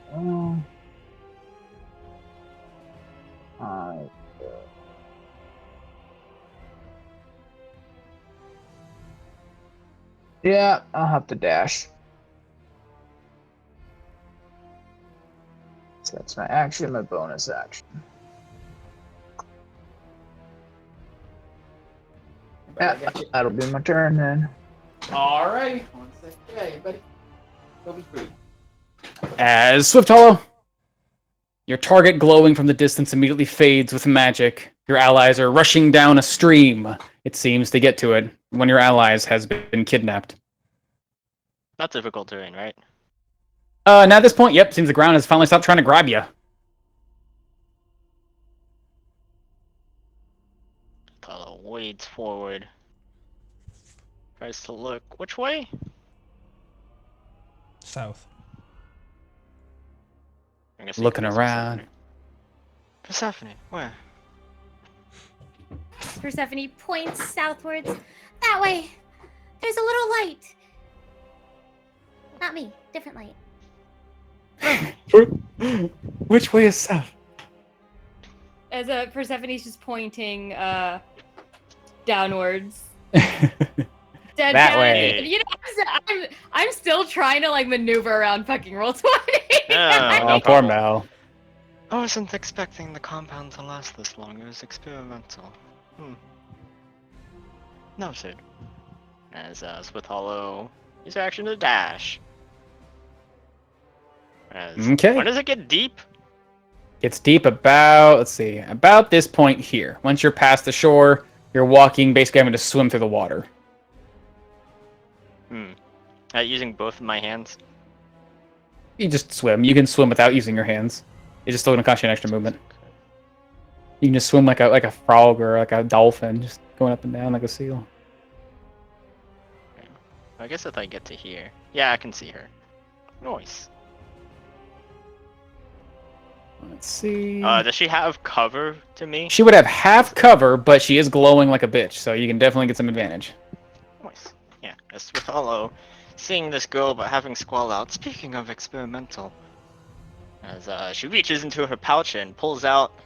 Isn't she What prone? metal color does Mithril look like? And he's prone. I guess it'd be normal because he is prone in the water, Oh, shooting would through be cover. normal? Yeah, so it'd be normal. She's Why glowing. don't we stand her up? Because Alright, well I aim and I give myself advantage. Alright, yeah, as with Hollow, we'll ready her action then. Waiting for her to Alright. get up so he has a better target. As yeah, Okay. she pulls out a slug and Hey. Squall with murderous intent. Nice. With And the a bullet. intent to kill. Good shit.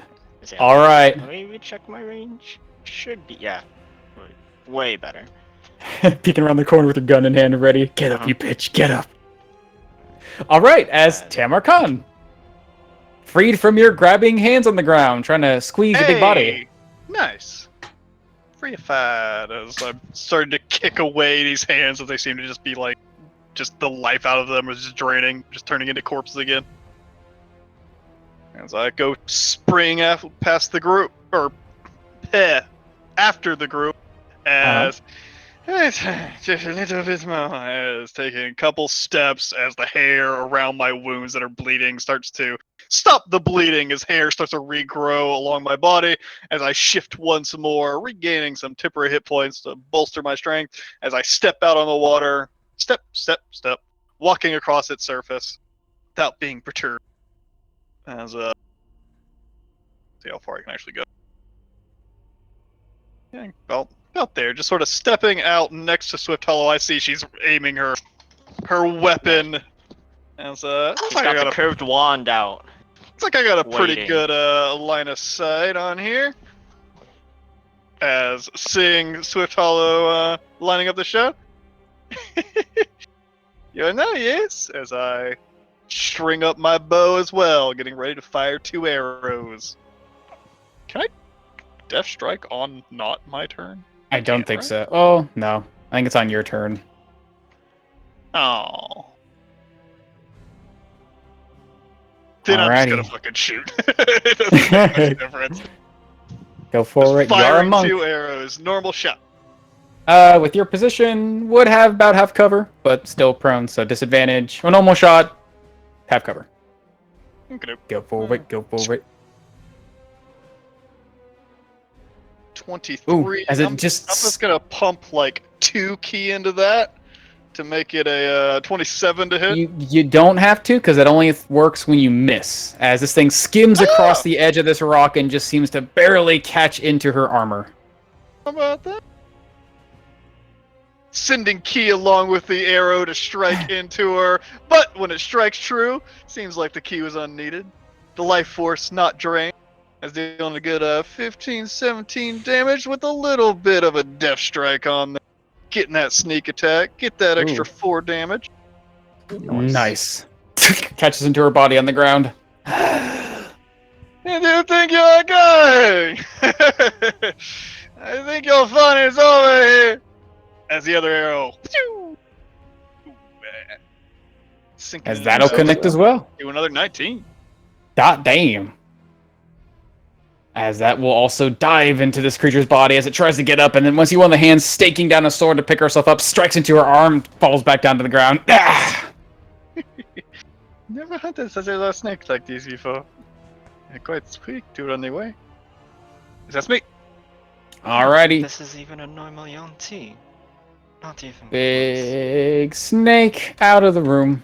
Yeah, What are he's you up to? spooked. He's spooked and he runs away and curls up, waiting for Mom to come back. Mom, come pick me up. I'm scared. I want to be a statue again. Alrighty. As Isael's going to follow after his newfound allies, trying his best to find a way to help steps into the water, sees the light in the distance. Oh, Citala. No more fleeing. Stay put where you are. As he's gonna try and cast a bit, a spell. A bit, a spell. Oh, he can't do that. That'd be so good, but he can't do it. Gonna shoot some little Eldritch Blast. Got some cover, shooting prone. He's glowing. 2 normal shots flying out. Boo! Oof and boo! Oh no, Isael! Oh, poor boy. Oh, he's rolling so low. I think he rolled up below a 10 except for a saving throw. Alrighty. As on her turn, It's just not his night. pulling up, you see a splash of glittering water as this creature sits up. Nice. As she sits up, Vithala takes her shot. Seeing as how she has an easier target. As unfortunately for her, Squall is only rated to 30 feet. This would be an awful idea, but thanks to some ingenuity, some technical thesis, hypotheticals. I mean, Mythal's pretty light. I mean, if it's pretty light and it goes fast, it should shoot at a longer range, right? Oh, As I crit. And Hot as dog! you certainly do. Ooh, the first shot of the crit. Well, let's see. Ooh, mama. 32 plus 47. Oh, fuck. As this shot, God this damn. thing sits up in its space and turns to look over at this creature behind it. There's this loud boom as this bullet of shimmering mithril comes flying down past you, Tamarkan, past you, Samantha, past you, Quillor, and strikes this thing right in the face, and its entire half of its head blows off its shoulder as this thing takes a hefty blow. And as it lurches Holy forward, shit. you can see what should be tissue and mass is instead this writhing, almost black goo covered in eyes and teeth, trying its best to bite itself back into shape, although there's no hair, there's no flesh, there's just this mass of shimmering tissue. It is this. What foul weapon is that? No matter. Now that is interesting. As in a desperate state, it's going to just twist its body, and you hear this terrible crackle as it's going to squeeze you with its tail, Corin. Considering you are restrained by it, the Marilith gets an automatic hit with its tail. Doing 18 bludgeoning damage, cracking into your body. But fortunately, you restored Angry Boy. Corin. Still here, Nick?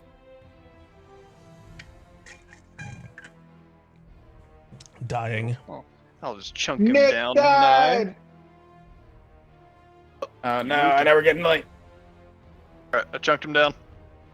As feeling his body stand up, he's going to try and swing again, taking her blade in hand, piece by piece, and slice into his body with a numerous number of attacks, just testing his defenses. Ooh, Ooh. I think that one's gonna do it. As Corin gets cut by this blade, he's gonna make, I'm assuming he's gonna try and survive it. Con save. His big I old don't beautiful. think he can fail the first one, can he? Hey. Just gonna hold on to that 20. Yep. One Hold on to health. that one. The blade comes swinging down. Chomp. All right, made it. Try and swing it again. All right, he's got to make what, a 25 now? Does it start at 15 or does it start at 10? I think it starts Rage at beyond 10. death, right? Needs to make 20. Oh god, pull it through. Where are you divided Well, on he there? makes it 11, so I ain't gonna do it. Let's see. Rage beyond death. Alright. No. If only he had Falls rolled a unconscious. 12. Rising heat. Oh, come on. I just want to. Okay. Falls unconscious to the ground with that third blade. Still grasped in its tail. Yeah. As he goes down. Did he just boom? I think he already boomed. I don't think he's ever boomed. No, he did boom last. He did boom last session because it was a joke Yeah. at first, and then he actually did go down and blew himself up. And Oh, I didn't That's think he ever went alright. down. Okay. yeah, that's how we learned about. We watched him make a bunch of con saves last fight to stay up. Yeah, I know he did that. I just never thought he actually went down. I thought he was always at 1. As indeed, with his body He was falling always limp. at 1. I don't think he ever blew up. You might be right. Oh, Nick, if only you were here to answer the I'm question. pretty sure he never actually went down. He just went to 1, and then he made like 3 different saves, and then The fight was the over. fight was over. Because I think he was about to blow up, and then he remembered that he could stay up instead, and did that. Yeah. Okay, then you can blow up. Blow up! As his armor starts to Nick, shake sorry. in magic, and I don't know how it is, and I don't know where the spell is. As we'll pull open his little Blows ability up. sheet. I think it's just a Where are you? like however Do-do-do-do. many charges it has left, and he He used called it something some. cheeky. Let's see. His Smoldering Mantle had 1 charge left, Oh yeah. Poof. and it takes 2d6 per charge expended. So a little puff, a little puff. Get 2d6'd. Alrighty, he's got to make a dex save against it. A little bit of magic, boop, does make the difference. Wait a second, 2d6 isn't this damage. Fire damage. God damn it. Yep. It's a fucking demon. Take your 1 damage Take your or 2. 0. As fire washes over this creature's body, but it doesn't seem to have much an effect on it. Okay. And those blades still come down. One stabbing down to the form, pinning him past the tail into the ground. Second blade coming on down. Oh, Pinned to the ground. as Corin dies. Stone cracking beneath his body. One. As you see her body shimmers and she smiles, she pulls the blade to her mouth. And Really hope it's not a thing that Corin could have done. only that much. Some of her wounds begin to close as she turns up north. Oh god, look at you, Her motherfucker. head starts to stitch back together. For the most part, as it comes up here. Yep. With her fucking speed. Half of it carved there, but still making it here. She makes it to the water, her tail diving on in, and she swims with you, Kolor. Last sword attack coming at you. You're next. 30. She entered my space. She did? That front line? No, that's just my sword. Certainly. I'm gonna swing at her. She's gonna swing at me. I'm gonna swing at her. Go. The Ooh, same swing. as you both clash blades, sliding off one another, and both slice into each other's bodies. As you will carve into her body, but the fire only seems to do so much. See, coward and run. Young blood, it will sate me next. As Persephone far Alright, distance, hearing the sounds of blood and flesh being torn. That's okay, because I'm flying and I'm fast. I got 80 feet of movement right now. Oh yeah, you do. Pew! Meow. Meow! Oh god. Okay, now let me try to do that thing where I try to see. Oh god, motherfuck. Okay, it took me to the other side of the map. How does she look? Does she It look looks awful? like most of her body has been carved and beaten and bloodied by enormous weapon attacks, and half of her face looks like it just got torn off, like half her head has been caved in, and then it looks like something is replacing the flesh. She looks pretty worse for wear, but she still wears this horrible looking grin on her face. She is just out for blood. Is Corin's corpse like around her? It looks like No. you don't see him. See it. She vanished with Corrin. She's attacking Kuldor now. You see blood lathering her tail now, washing away into the water, but you don't see Corrin. But Kuldor can see Corrin, I imagine. Oh, I see him. Okay, well, I can't see him.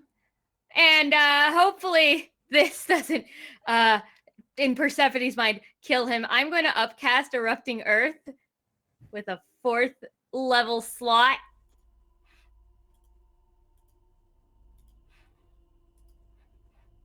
Okay, what area are you targeting? Okay, maybe I can actually drag something out. It's 20-foot square. 20-foot Right. cube. Yeah, that's right. Not there. I just need to drop. Over there. Farther back. Basically, the edge of it is going to be like between Kuldor and the bitch. So, like, just enough to be like that? Like, right in between them? Yep. Alrighty, as the ground... Fortunately, the water here is still deep, but you can see enough through it that the rocky floor... Enough space to explode up beneath and wrap this thing in stone. As the ground erupts, she's got to make a saving throw, but... Ooh, Damn as it. she will take half. As the stones come clattering up against her body, she twists her blade and tries to deflect them as they come. Some of them still strike into her body, but still charging forward.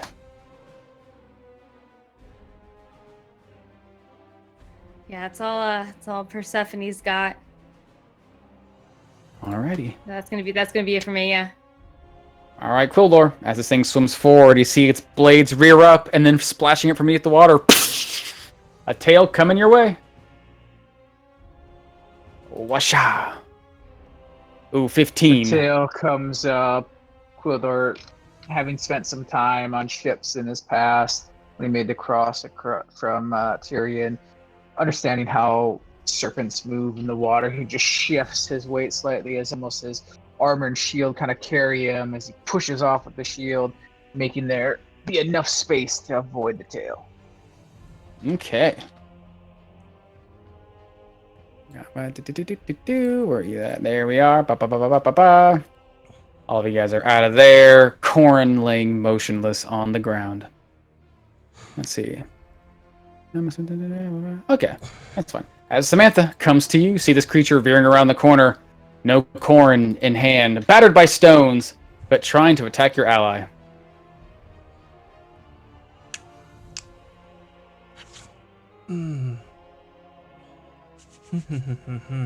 Yeah, can't see Corin, fearing a bit of the worst. And seeing this thing laying into Quildor, Samantha is going to press forward and join, as best she can, Quildor at the front line. I assume it's double movement for all of those, or maybe the first one isn't? Mm-hmm. There's no shore here. You are in a cave full of water. You're swimming 2 feet for every foot you move, so everyone's 10, 10, 10. Got you. But that puts you within 10 feet of her.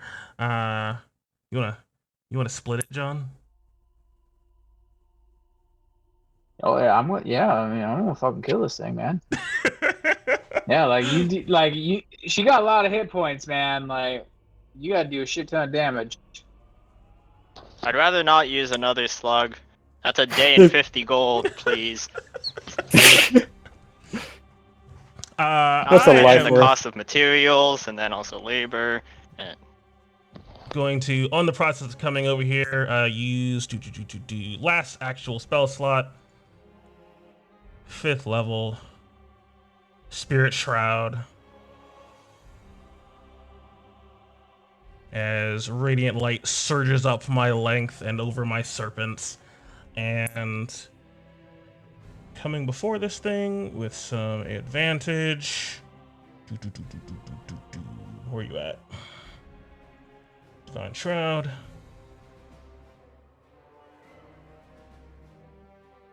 Big series of blasts. Alrighty. Yes. 1, 2, 3. Oh, as all 3 of those will connect. Doing Force and Radiant. Let's see.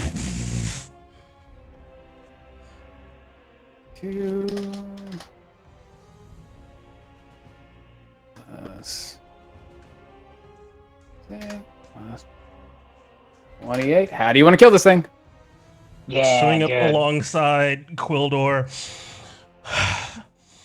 You underestimate the gods, and that's why you die! As all 3 beams just tear 3 big holes through her chest and finish off the rest of her head. These 3 beams Anyway, I need channeling that. through with immense power, leaving these gaping holes in this creature's body. As you see, it lurches forward, swords dropping from its hands and glittering into the water, hitting the bottom with the falling stones. As it lurches forward, you just hear this thing coughing as these holes begin to writhe and bite, trying to close themselves, but you see strength waning in them. That a wonderful battle. The war is on the horizon. As you see this eye look up at you, as you see pieces of the flesh becoming black and gnarled, like that torn, tried to reform part of its face, before some of it falls away like tar, splashing into the water and fading within. You feel it, don't you? The veil thinning. Kill me. Kill us all as many times as you want. This is only the beginning. We've waited and watched. We've tasted this world. We've tasted its hunger. It will break soon. It has already been set in motion. When all life withers, when the warmth is gone, when the final leaf has curled and fallen from this world, that is when it will break. And you will see me again.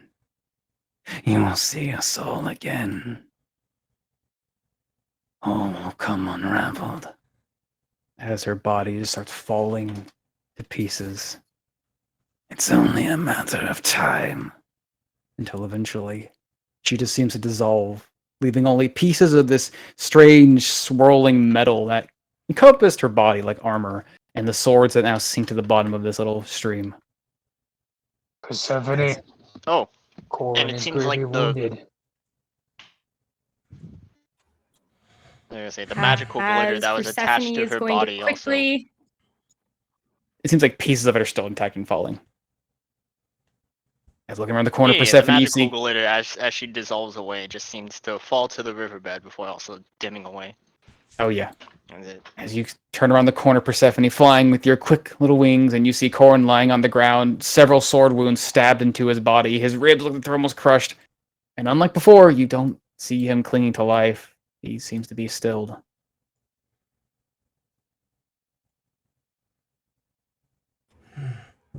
No.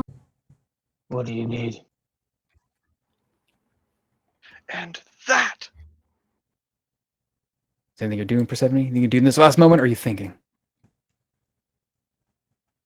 do, but I want Nick to be here. Okay. Yeah. As you Wake find up, yourself Nick! cradling your friend, lifeless in your arms. A demon slayed, but so too an ally.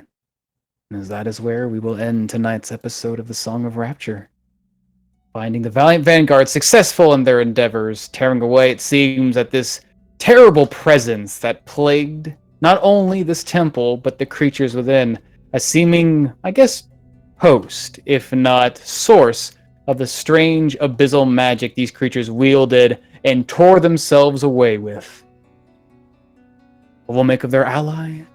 What shall they do with this newfound knowledge, this warning from a demon so excited to share? Have to find out in the next episode of Song of Rapture. We'll see you next week. Don't know schedule-wise, but we'll see. Oh, D8. What am I rolling a D8 for? Just curious. As I want to thank you all so much for hanging out with us for our later session and for our climactic, seemingly final battle against this abyss spawn. With foreboding words, she departs back for the chaotic reaches. And, well, the valiant vanguard will be the vanguard to meet whatever it is she says is coming. So I certainly hope that you will join the vanguard in their future adventures on following Thursdays, normally at 7:30 p.m. Eastern, but feel free to join the Discord or follow me on Twitter for any updates or changes to that schedule. We are also streaming on Lionhead Gaming my game, Heroes of Thylia, on Sundays, though we are off this week. We'll be back next week as we continue in the challenge of Xander, the dungeon that our heroes have just entered into there, as Nyx gets punched in the face by a sea nymph. It's gonna be great. It's gonna be a fun time. Be sure to tune in for that. And I want to give a big thank you to Paradise RPG for the raid earlier, and Guild Superior. Thank you guys for the raid as well. You guys are awesome. Be sure to check out their channels if you are not familiar with them. Much love to you guys. We're gonna go ahead and share the love with somebody else streaming some D&D into the wee hours. But that's all we've got for you. As always, your dice roll 20s, and you always make your saves. Later, y'all. Bye. Get your shots, wear your mask, get back to being safe. Don't touch your face. Don't do it. As beautiful as it might be, don't do it. Who's gonna tell Nick Grundy?